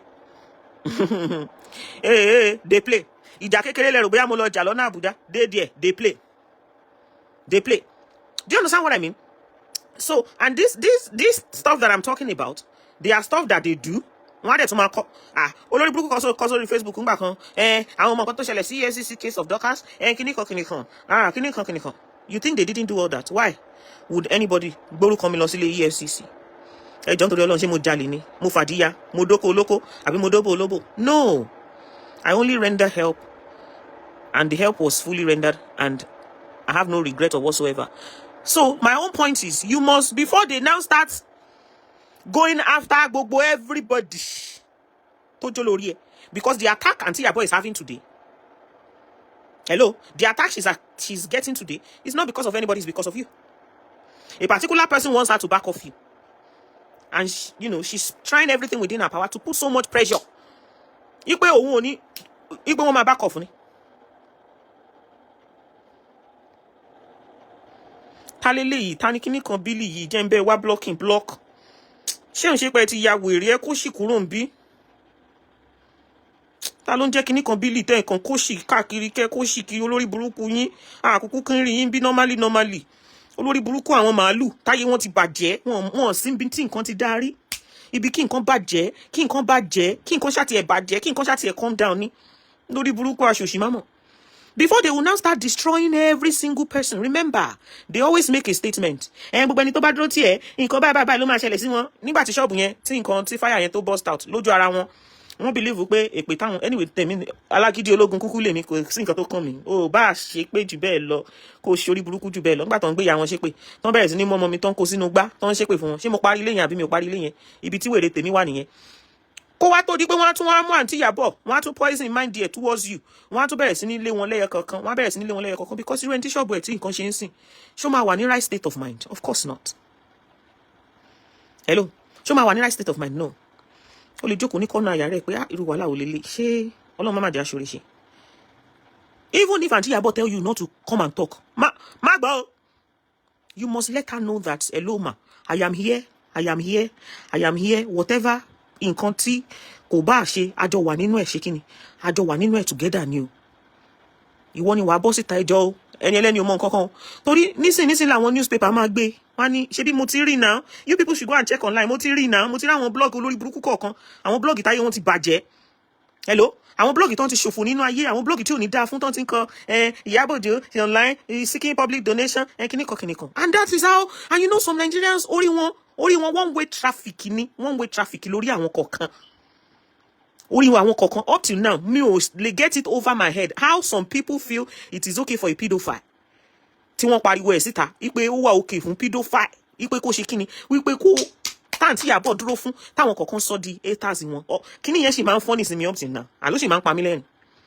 Thank God pé mi ò lọ́mọ kankan tó wà Nàìjíríà ò tó grow up ní Nàìjíríà. Adema, even if it's just that one thing, táǹtì yẹn tó ṣe, ó yẹ kí the whole world kó máa appreciate ẹ̀ fún ni. But we have some psychopaths. Àwọn fucking narcissists. Àwọn tó ti ya wèrè. Tó jẹ́ pé ó wà okay pẹ̀lú wọn. Wípé okay pé bí àǹtí Ìyábọ̀ ṣe pariwo síta yẹn o, wípé crime ni. How is that a fucking crime? How? You have an underage child. Let's say 14 years old or something, for example. Ó wá gbọ́ pé ọmọ yẹn wọ́n bẹ̀ fọwọ́, wọ́n tọwọ́ bọ̀ lóbò, wọ́n tọwọ́ bọ̀ wọ́n ṣe. A grown up man, wọ́n tọwọ́ bọ̀ lóbò, tá dẹ̀ rí tí ṣòkòtò ẹ̀ tó wà ńlẹ̀. Ọlọ́run ọba. Ṣó ní ya wèrè. Àbí ṣé ẹni sùúrù náà, ṣé àwọn tó ń sọ pé tí wọ́n ń support pedophile yẹn, ṣé irú àwọn yẹn, ṣé ẹjọ́ nítorí Ọlọ́run, ṣé wọ́n lọ́mọ ní cause kò yé mi, I'm not understanding. Why would anybody hate her for that? Why would anybody, even àwọn bàbá Mohbad, àwọn olórí burúkú yẹn náà, àwọn yẹn náà another person yẹn náà, tí àǹtí Ìyábọ̀ tí kò bá move, kó ní kán bá wọn resume body ọmọ wọn, ṣé wọ́n máa ṣe justice olórí burúkú today? Wọn ò ní rí justice kankan ṣe. Mo sì fẹ́ kọ update ti Wùmí náà, mo sì fẹ́ kọ update ti yẹn náà, so that kí àwọn tí mo Wùmí, káwọn yẹn náà lè kórí burúkú wọn kán lè kó wá. Pé ṣé kò yẹ kí wọn náà bọ́ síta? Pé ẹni tó bẹ́ẹ̀ ràn wọ́n lọ́wọ́, pé ó máa dúró tiẹ̀, ó máa ṣègbà, ó máa ṣàwọ̀. Kò máa ṣe kíni, kò máa fọ́kọ́ ẹgbà donation. So dẹ̀ kán máa pariwo orúkọ ẹ̀kẹ́ wá dákẹ́, ẹ̀ wá ṣẹ́ fẹ́ dákẹ́ ni, abẹ́ ti dákẹ́. Ìgbà míì tán bá sọ ẹ́ lọ́wọ́ mú gan, wàá túra ẹ̀, wàá jára ẹ̀. Kò ń ṣe gbogbo ìgbà tẹ́nìyàn bá sọ pé don't worry about it, I don't want you to ló dénú wọn o. No. Tó bá bọ́ síta tó sọ̀rọ̀ tó ṣe, kíní kan ló mórí kíní kan yá tó ṣe tó sọ̀rọ̀ pé ẹ má dáhùn irọ́ ni o kíní kan. Ẹni tó ń support ẹ gan, àwọn náà tún fún ẹ ní more support. Kò ń ṣe pé kán ní o dákẹ́ kí wọn náà wá dákẹ́ síbẹ̀, má dákẹ́ o. Wọ́n á lé gbogbo olórí ẹ lọ. Èmi tí mo ti gbọ́n. Àbí mo ti fi àwọn aláàánú mi hàn yàn. Anybody tẹ́ bá ti mọ̀ yẹn lẹ́mọ̀. Mo ní wọn lọ́wọ́ tán pọ̀ bí wèrè. Wọ́n pọ̀. And please, treat everybody equally. Hello, treat everybody equally. Má treat àwọn èèyàn bí ìgbà tó jẹ́ pé má fojú tẹ́ńbẹ́lẹ́ àwọn èèyàn pé maybe you have arrived, you've ṣe kíníkan. Everybody, yes ma, thank you ma. Ẹ ṣé mẹ́jọ má bínú ma kíníkan. Let me tell you something. Téèyàn bá mọ́mì kan ra nǹkan lọ́wọ́ mi ní Canada. Wọ́n ra kíní yẹn ní last week and I don't go to the shop anymore because I cannot. Tí mo bá rìn láti bí síbẹ̀ yẹn sìn, ó máa rí bí ìgbà tó jẹ́ pé the baby is about to, ó ti fẹ́ sọ̀kalẹ̀ ní. Because ó máa wá dúró síbi punani mi gangan. Ọjọ́ kan lèmi àtọyìn kan jọ lọ sí ṣọ́ọ̀bù, bọ̀dá rẹ̀ mo wá pè mí. Ṣé ni mo ń ṣe, oyin kan hold me. Bọ̀dá rẹ̀ kí ló ṣẹlẹ̀? Mo ní mo lọ sínú ṣọ́ọ̀bù ní o. Mo rìnrìn yẹn láti bí car park, mo kàn rìn dénú ṣọ́ọ̀bù mi. Ọmọ to walk back was a problem. So mommy yẹn wá ra, she bought a black dress in Canada. And I told her, mo ní, bóyá tó bá di next week Wednesday, lèmi máa tó lọ sí ṣọ́ọ̀bù. Tí n bá lọ sí shop, because some of my appointments at the hospital, ó máa ń ṣe kíni, ó máa ń jẹ́ bí ọjọ́ Wednesday. N bá lọ sí shop, tí n bá lọ sí appointment, màá bá yín ya shop, màá bá yín pack, màá send her. She said no problem. Wednesday yẹn, I couldn't go anywhere. Ọmọ mo fi sùn ní mẹ́. But the way I addressed her, hello mommy, sorry I couldn't go. Ẹ wo, ṣe ra àwọn ìbejì yín, kò jẹ́ èmi ò lè rìn o. Gbogbo àwọn ọjọ́ tẹ́rí mi tí mò ń jó yẹn, ọjọ́ kejì ni mo máa ń feel lára. Me, I no fit walk you. She said, don't worry about it, take your time. But tó bá quiet, tó bá dákẹ́, téèyàn bá ń wò bí gọ̀gán mùrì, wọn mọ nǹkan tó ṣẹlẹ̀, wọn mọ bó ṣe ń lọ, wọn mọ bí ò ṣe lọ, wọn mọ bó ṣe ń wàká, wọn mọ bí ò ṣe wàká. Kí tí wọ́n sọ fún wọn pé ẹjọ́ má disturb mi ò ṣe àbíṣẹ́ ya wèrè ni mà. Ṣé o mọ̀ pé wọ́n á wò pa abílẹ̀ ti ṣe èrè, ṣé o ṣe pé o ti ya wèrè níwọ̀ gan. So the way you talk to people, the way you address people, the way you reply them, very, very important. Do you understand what I mean? Very, very important. In fact, tó bá address àwọn èèyàn in a certain way, wọ́n lè sọ fún ẹgbẹ́ pé wo má worry nípa ẹ̀, wo bá jẹ́ in the next 20 years ni. In the years 20 years, no, nìyẹn má worry. There are some people that have helped you, that you don't know, that it's not as if they don't even need what you are selling. But they just want to use it to bless you. Mind how you talk to people. Mind how you address people. Mind how you address people. My own advice. Hello. Kò ní ṣe kíni, kò ní jù bẹ́ẹ̀ yẹn lọ. Wá ọmọbìnrin tí wọ́n pè ní mọ́ọ̀sì àbí mínímọ́ọ̀sì àbí báwo lè ṣe ń pàǹtí yẹn. Wo multi-million naira business tó run. and you have that talent to do something like what she does. You understand? One day, anytime everybody love her. That's how you're supposed to be. Then your body debut come. You are not somewhere yet. Don't act more than ibito tishe. No. Even when you are there, to bati debe gan, to ti debe, to ti doju etan, to ti wa loju etan báyìí, to mọ̀ pé yes, to ti wa loju etan. You still continue to be humble. It will bring wallahi more people to you. All the lovers that I have today, all the mommies that loves me, that supports me, and everything, it's not because I'm doing anything for them. It's not because there is anything that I'm doing for them. But they appreciate the way I behave, the way I act, the way I talk and everything. Some people love me because of my voice. It's not about the beauty. It's not about the shape of your body. Okay? Do you understand what I mean? It's not about the shape of your body. It's not about your beauty. It's not fuck beauty, man.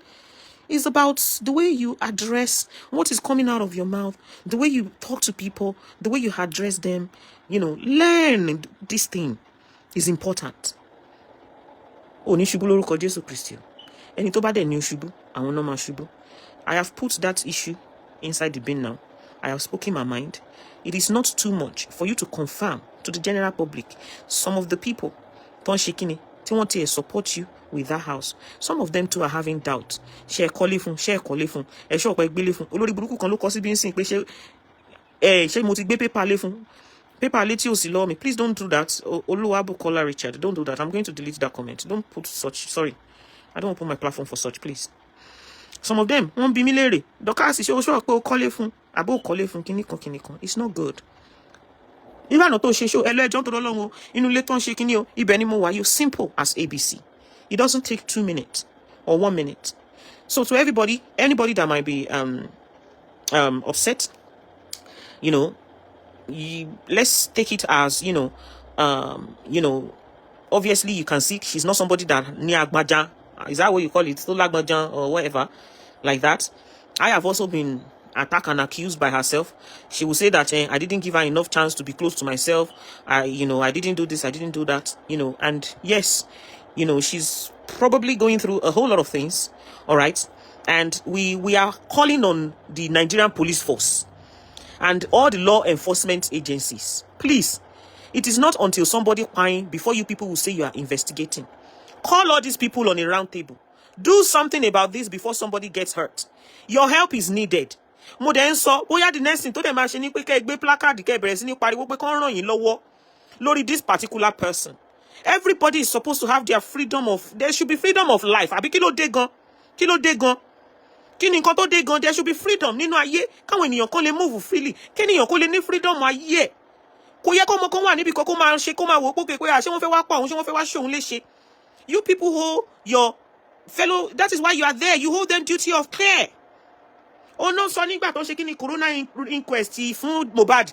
One is some of the people that failed that boy are the police. Please come to the head of this particular young lady. Ṣó nígbà tán bá tó pa kẹ́ tó ṣe kí ni kẹ́ tó bọ́ síta tẹ́ máa sọ pé ẹ ń ṣe investigation òfò. Do your investigation now whilst people are living. Get to the bottom and the root of the issue. Yes, ọkọ àti ìyàwó wọn bára wọn ṣe mọ́ kálukú ti wà láyé. Ṣó kálukú ò lè wà ní kí ló ṣẹlẹ̀.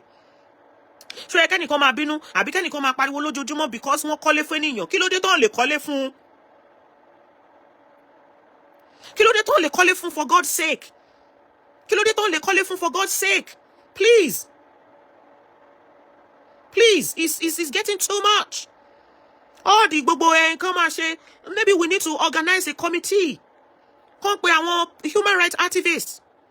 Kẹ́ pariwo síta. Ká lè nísinmi nínú ayé. All these frivolous petitions and everything, fucking nonsense bullshit needs to stop. Declaring people wanted for offenses that they did not commit because you do not know the genesis of the issue. And one particular person will come, they will manipulate the whole issue. When does it become a crime for a woman that is helpless, homeless? Hello? To receive help via the public. When?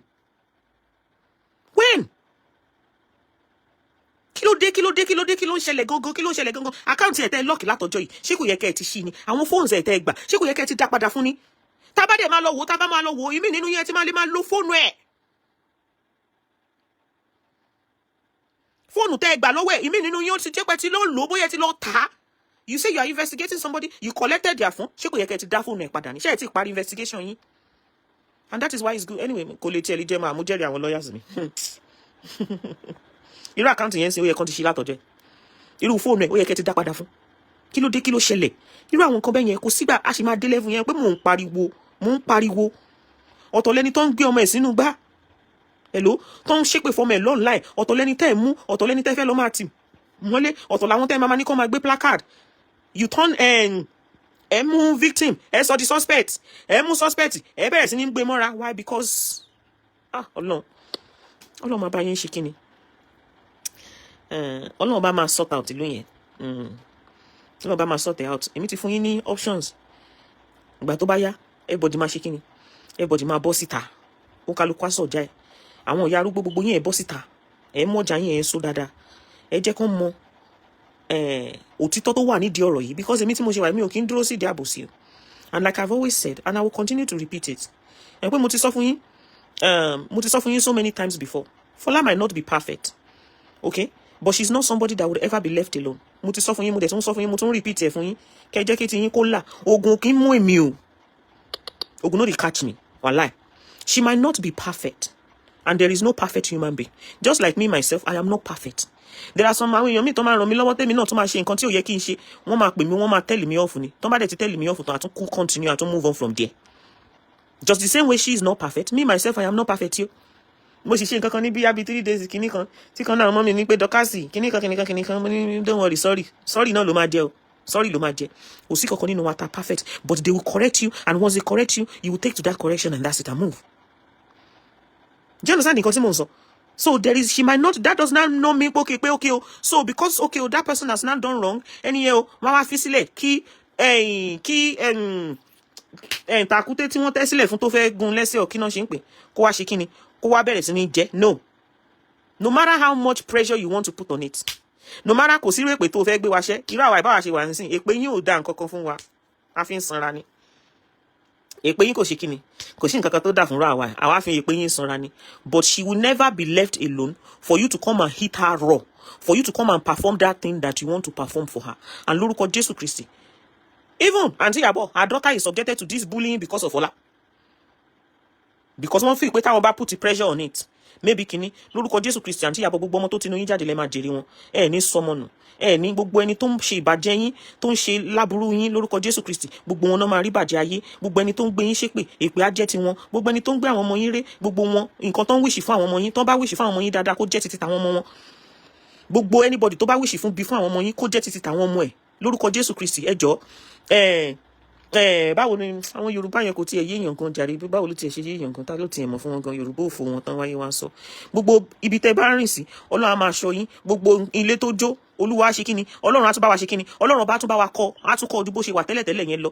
Ẹni tó bá wà nídìí ẹ̀ náà lórúkọ Jésù Kristi, irú ibi tán jó náà yẹn, irú ẹni yẹn kò ní rí bẹ́ẹ̀ kọ́, òfò lómi ẹ̀fọn ṣe. Irú ẹni tó wà nídìí pókè, ẹ wo báwọn kan ṣe ń gbé plákáàdì lọ lójú títì, àmọ́ àwọn tó wà ń díẹ̀ olórí burúkú ni wọn, ẹ má fọ olórí burúkú ni wọn. Gbogbo àwọn tó wà ń díẹ̀ Ọlọ́run á dá sẹ́ẹ̀rí àtọ́lọ́run ṣe kíni, tọ́lọ́run tó fi pé òkè pé wọ́n deserve, Ọlọ́run máa dá fún wọn. Ẹ rí bá ti ṣe, ẹ rọ́nà gbégbá, ẹ má fi Fọlá lẹ̀ o, olórí burúkú ni wọn, nǹkan tó fẹ́ jẹ́ kẹ́ ṣe náà nìyẹn o. Òun náà ṣe lẹ́ṣẹ̀ rí tán ṣe ń pariwo, tán ṣe ń ṣe gbá, tán ṣe ń ṣàwo, orí burúkú ti bá wọn láti inú oyún o. Wọ́n ti ṣe fẹ́mi náà, kò sí tán ṣe fúnra wa ìkèsí kí èmi ò kí ẹ. Nígbà tán bẹ̀rẹ̀ sí ní kọ́ ọmọ mi tán kó sínú gbá, tán bẹ̀rẹ̀ sí ní rọ́jò ìpè lé ọ̀tá wọn lórí, mi ò tiẹ̀ rányàn, mi ò tiẹ̀ give a fuck. Ìgbà yẹn gangan, ìgbà yẹn ni mo ya wèrè mọ́ wọn lọ́wọ́ tí mo continue pẹ̀lú ilé tá à ń ṣe kíni, tá à ń kọ́ lọ. You are doing well, you've done well. God will support you the same way that you have supported her. Àwọn ọmọ tí yín náà lórúkọ Jésù Kristi, wọn dẹ̀ ní wà left alone. Bí mo ṣe sọ, gbogbo ẹni tó lọ́wọ́, àmọ́ àwọn tó ń lọ́wọ́ ń díẹ̀ o, àmọ́ àwọn tó ń lọ jó ilé o, àmọ́ àwọn tó ń ṣe díìsì tó ń ṣe gbá, gbogbo ẹ̀yin tẹ́ lọ jó lé lórúkọ Jésù Kristi, ẹ̀ ní kọ́lé. Tẹ́ bá dẹ̀ kọ́lé, ilé yẹn máa ṣe kíni, ó máa jó mọ́ yín lórí. Because èmi ò mọ nǹkan tí wàhálà orí burúkú òṣì àti ranù tó fi wá pọ̀ tó báyìí, tó lórí burúkú yín tẹ́ fi ń ṣe orí burúkú káàkiri, tẹ́ fẹ́ jẹ́ kí ilé ayé kó ní ìsinmi. Ṣé ẹ fẹ́ ní ìsinmi ni? Ṣé Ọlọ́run fẹ́ gba ìsinmi nínú ayé yín ni? Ṣé Ọlọ́run fẹ́ gba ìsinmi nínú ayé yín ni? Ẹ̀yin tẹ́ bá ti ní Ìyábọ̀ Òjó kò ní ní ìsinmi. Tó bá ti jọmọ́ lórí ọ̀rọ̀ Fọlá yìí lórúkọ Jésù Kristi, ẹ ní gbádùn, ẹ ní nísinmi, ẹ ní gbádùn, ẹ ní nísinmi. Ọlọ́run ní fayọ̀ fún yín, Ọlọ́run ní fèrè fún yín. Òfò lómi ẹ̀fọn ṣe, gbogbo yẹn máa ṣòfò one after the other ni. Bó ṣe máa wà, bó ṣe máa rí nìyẹn o. So kò jù bẹ́ẹ̀ yẹn lọ. Èmi ti fẹ́ lọ ṣe kíni, ẹ jẹ́ lọ wá màlà jẹ. Ìyá Kẹ́mi, mi mà tí ì jẹ lọ́ǹchì. Ẹ fún wa manipulation. ẹ tún wá manipulate wa online dáadáa, ẹ tún wá parọ́ fún wa. Ẹ̀yin donation, thank you man for the star. Nípa tàwọn màálù, ẹ̀yin donation nípa tàwọn màálù, ẹ jẹ́ sáré yọ̀nà náà àwọn yẹn. Olórí burúkú làwọn yẹn ti wọn. Ayé àwọn màálù ti bàjẹ́. Okay. Nígbà táwọn màálù bọ́ síta, wọ́n bẹ̀rẹ̀ sí ní sọ̀rọ̀.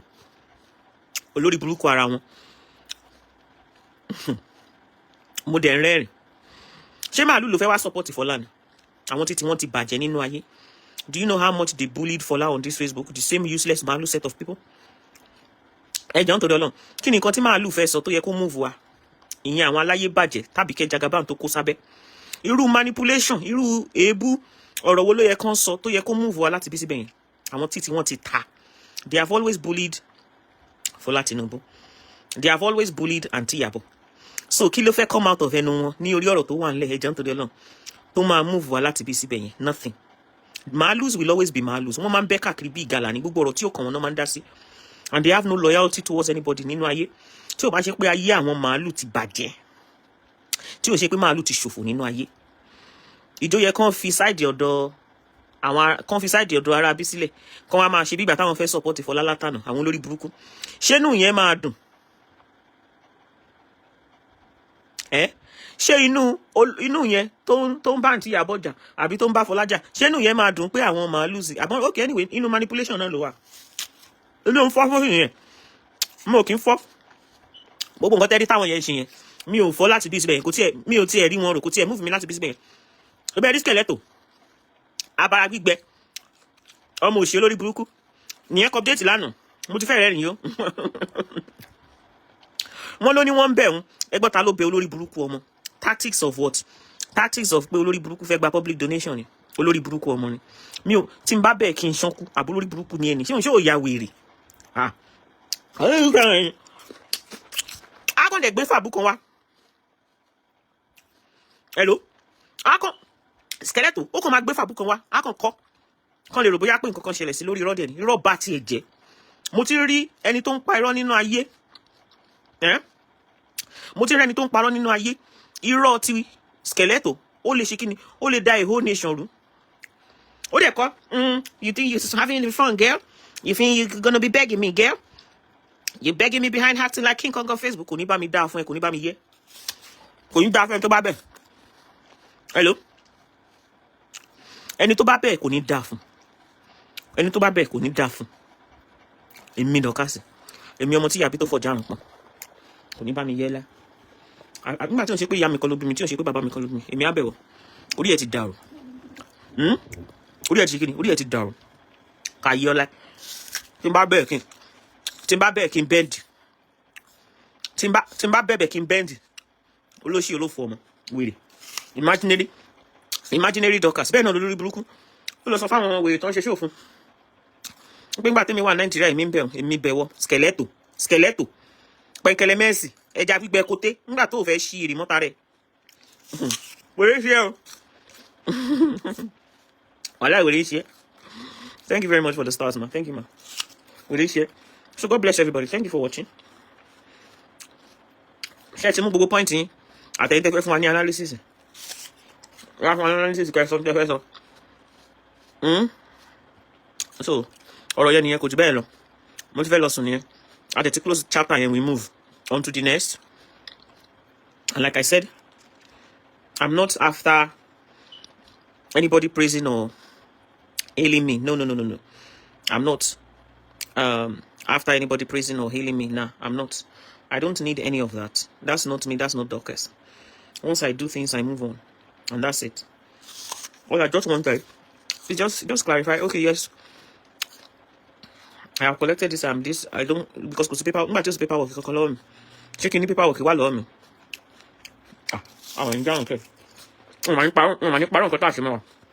Meanwhile, the video is on the page.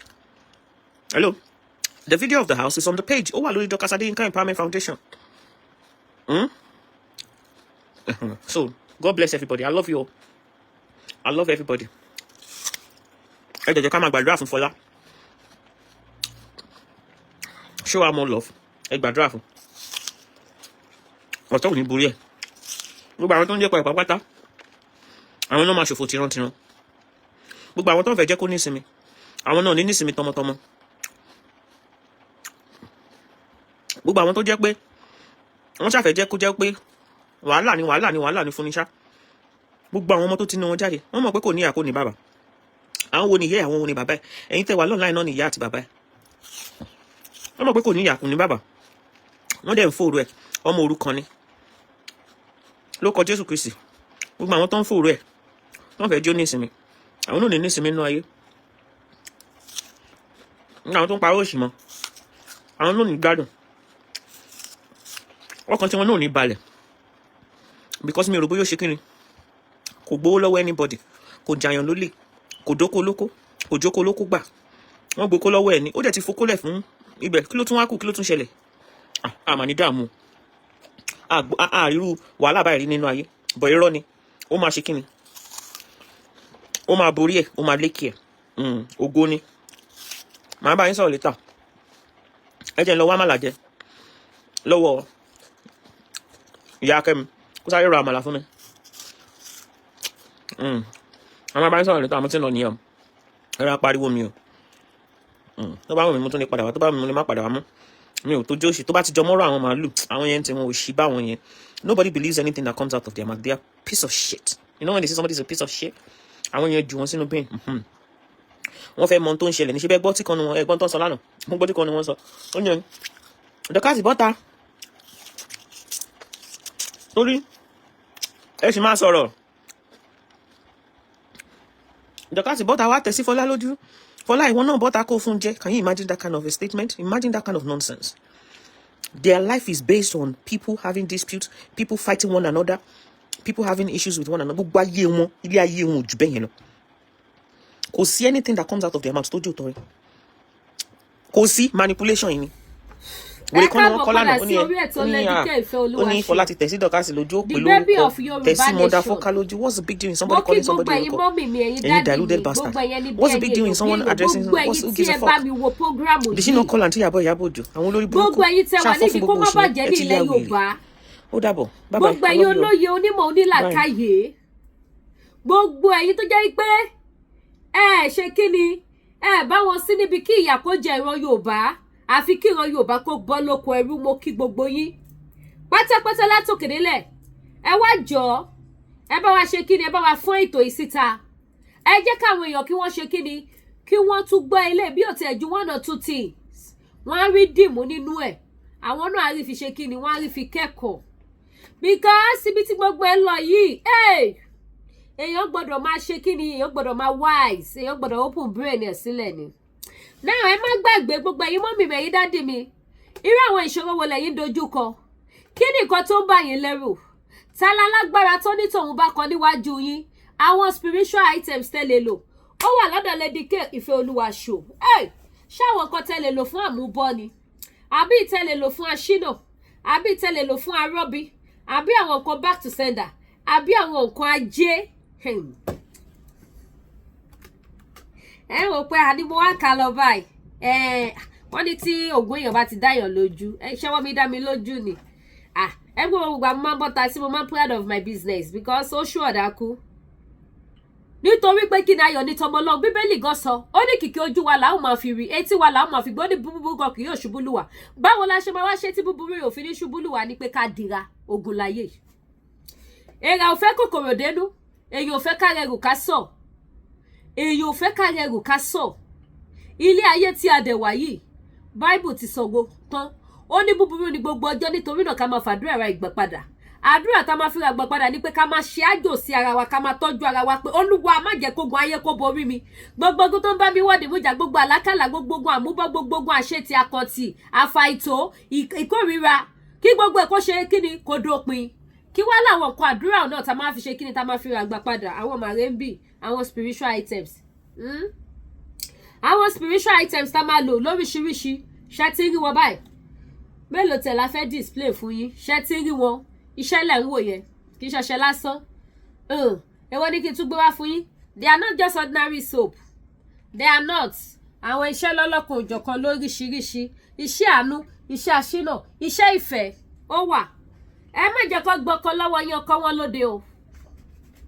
Ẹ má lọ lajú yín sílẹ̀ kẹ́ lọ di single mother bíi ti Lady K o. Kí fúnra mi polówó. Ẹ má lajú yín sílẹ̀ o kẹ́ lọ di single mother o. Single mother ò pé o. Ẹ ṣe kí ni? Ẹ sọ nǹkan yín mọ́lẹ̀, ẹ má jẹ ọjà o. Kí lẹ lè fi sanwó àdúrà ni? Àdúrà ni kò ẹ̀ṣẹ̀ dìgbà tẹ́ bá ẹ̀ṣẹ̀ lọ ń jáwé tẹ̀ wọ àgbò tẹ́ ṣe gbogbo ẹ̀ náà àdúrà ni. Kò sí irú nǹkan náà láyé yìí tí ò ní prayer point tiẹ̀, tí ò ní prayer key tiẹ̀. Gbogbo àwọn nǹkan tí àwọn èèyàn ò fura sí tó sì jẹ́ wípé àdúrà ń ṣe gbogbo ẹ̀ ló wà ń bí. Àwọn nǹkan tá lè lò ní ìlànà àdúrà ní orúkọ tí bàbá tọmọ ti ẹ̀mí mímọ́ tí ó sì máa gbọ́ ó wà ń bí báyìí. Ọ̀nà tó tì yẹn ọ̀nà yẹn máa ṣí. Ogun tó lelele yẹn ó máa ṣẹ́ pátápátá. Àlákàlà máa dópin. Ọfà yẹn máa padà síbi tó ti wá. Àìní yẹn máa dópin. Àìlówólọ́wọ́ yẹn máa dópin. Kí ló ń jẹ́ kò sówó? Kí ló ń jẹ́ pọ́jà òtà? Ẹ gbàgbé bó ṣe ṣẹlẹ̀. Kí ló ń jẹ́ business ò lọ dédé? Kí ló ń jẹ́ contract ò wọlé? Gbogbo ẹ̀ máa dópin. Kí ló ń jẹ́ wọ́n lé mi níbi iṣẹ́ wọ́n ṣe kinní kan? Gbogbo ẹ̀ máa dópin. Ẹlòmíà lóhun ṣiṣẹ́ oṣù 2 ọba tún dòwò dúró òun tún lọ́wọ́ mú mi ò tún bọ́ kí ló dé? Kí lẹ wá ń wò? Ẹ dira yín ara gbé láyé. Tọkùnrin kan bá fẹ́ yín títí wọ́n jù yín sílẹ̀, kí lẹ wá ń wò? Ara gbé láyé.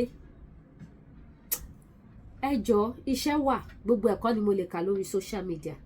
Tó bá dẹ̀ jáwọ́ lọ́fíńdà náà ní lọ́lọ́kan òjọ̀kan, gbogbo ẹ̀ ló wà available. Anyone tẹ́ bá ti fẹ́, ẹ pé Lady K Ìfẹ́ Olúwa show. Àdúrà gbogbo wa gbà lóríṣiríṣi. Tó bá dẹ̀ jáwọ́ oil náà ni, tó bá jáwọ́ perfume ni, àti bẹ́ẹ̀ bẹ́ẹ̀ lọ. So many iṣẹ́ tá lè kà lórí social media. Tá bá fi pamọ́ ló máa níyì, ó wà available. Ẹ pè mí, àdúrà gbogbo wa gbà, ogun ayé wa ṣẹ́. Ogun ayé wa ṣe kí ni ó máa ṣẹ́. Now gbogbo ẹ̀yin tẹ́ bá fẹ́ ra wig, ẹ̀yin mọ́mì mi, dádì mi, wig wà. Ẹ̀yin mọ́mì mi, mo ti kó aṣọ dé. Àwọn new aṣọ ti wà, ìró àti bùbá ti wà. Ẹ̀yin tẹ́ fẹ́ ìró àti bùbá, Ankara with lace, mo ti ní wọn lọ́wọ́. Ẹ̀yin tẹ́ wá fẹ́ àwọn latest lace designer tó mú yes, mo ti ní wọn lọ́wọ́. Mi ò fẹ́ kí program yìí gùn jù, mi ò bá ní kí n display wọn hàn wá, but mo ṣì máa polówó àwọn other things. Tí bá bẹ̀rẹ̀ sí ní tú aṣọ sí before we know àmà lò 30 minutes kí n tó yọ wá, kí n tó lọ, kí n tó kà padà, kí n tó tún lọ́wọ́ mú mi, time máa lọ.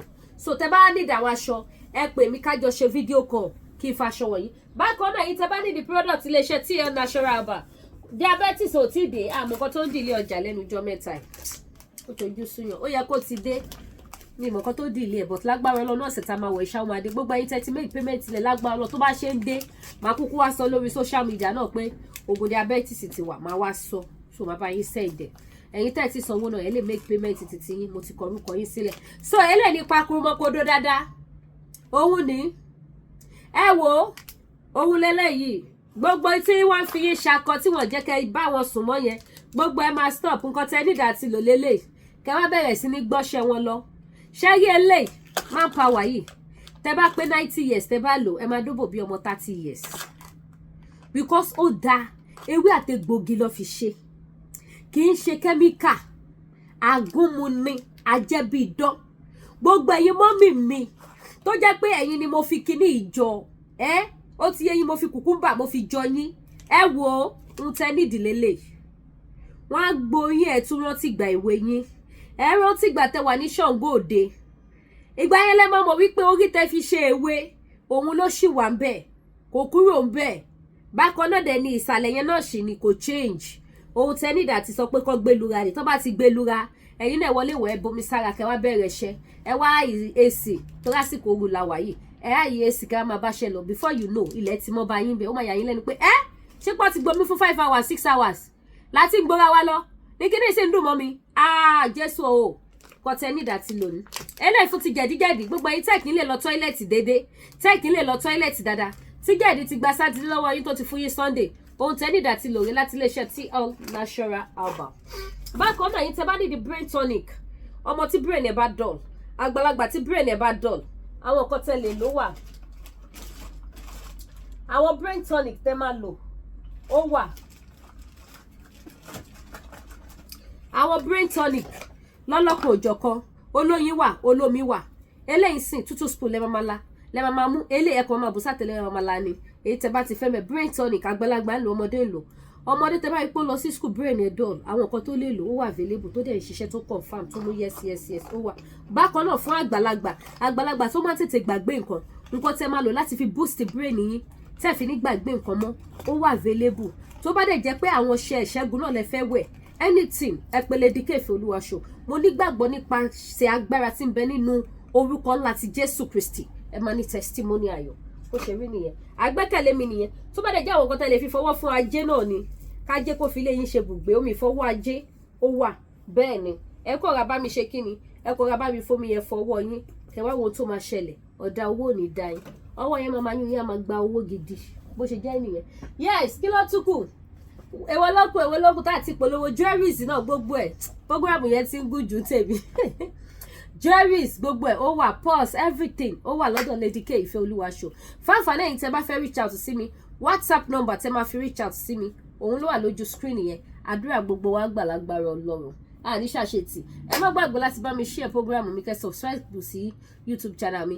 Sẹ́yìn ìyá yìí bàbá náà báwo lẹ́nujọ́ mẹ́ta yẹ pé program mi ò fi bẹ́ẹ̀ rìn lórí YouTube kí ló kọ̀ sẹ́ni wípé gbogbo àwọn nọ́mbà àwọn group tí mo máa ń share program sí gbogbo ẹ̀ ni mo ti lose pẹ̀lú nọ́mbà mi tí wọ́n gbé lọ yẹn so mo ti lose gbogbo àwọn kìnìyàn àtàwọn contact àwọn èèyàn so ẹ jọ̀ọ́ ẹ bá mi share program mi ojú òní tí àwọn ọmọ tí yín náà pàdé aláàánú lórúkọ Jésù àjọmọ̀ráàánú gbà gbogbo ilẹ̀kùn ayọ̀ wa tọ́tàrò páwọn tí Ọlọ́run tó ń gbé nínú ìpẹ̀kun ọ̀run ọba tí kò sẹ́ni tó mọ̀ bóyá dúdú ni bóyá pupa ni a rí ìró àlà alágbára tó ń gbé nínú ọ̀run á bá wa ṣí ilẹ̀kùn ayọ̀ náà ìyanu á jẹ́ títí wa aráàánú gbà bẹ́ẹ̀ ló máa rí Jésù Olúwa wa mi. Ẹ pè mí fún ẹ̀yìn títẹ́ bá ti fẹ́ ní agbára Ọlọ́run àjọmọ̀ ní testimony ayọ̀. Àwọn kan ti bá Lady K dòwò pọ̀ wọ́n ní testimony ayọ̀ wọ́n tún ṣe kí ni wọ́n tún introduce àwọn èèyàn sí Lady K bẹ́ẹ̀ náà ṣe máa ní testimony ayọ̀ nìyẹn ní agbára Ọlọ́run ojú òní tí. Fáfáná yìí tẹ́ bá fẹ́ lọ sílùú Nàìjíríà tẹ́ ní apartment tẹ́lẹ̀ lodge it's a very nice place 2-minute drive sí International Mohammed Airport ẹ̀yẹn ṣáà ti pè mí ẹ jẹ́ kí n fún yín ní phone number wọn ẹ ní regret pẹ̀ lọ síbẹ̀ 24 hours light 24 hours electricity internet ó wà ńbẹ̀ security àwọn òṣìṣẹ́ 3 bedroom wa 2 bedroom wa very nice place trust me ìnífẹ̀yìn yẹ́yìn bàbá mi lò fún because ju gold lọ lọ́wọ́ mi gbogbo ọmọ Yorùbá so mo mọ iyì yín mo mọ rírì yín so mi ò ní ṣe ohun tí ò dáa fún yín so ẹ̀yin tẹ́ bá ní interest sí ẹ pè mí kí n fún yín ní phone number wọn 2-minute drive ní sí International Mohammed Airport ẹ ṣé gan mo dúpẹ́ aṣọ ọkùnrin tóbìnrin gbogbo ẹ̀ ló wà ẹ patronize baby mi baby of Yorùbá nation baby yín ni mo jẹ́ baby ni mi níwájú yín ẹ patronize mi ẹ ṣé gan ire o.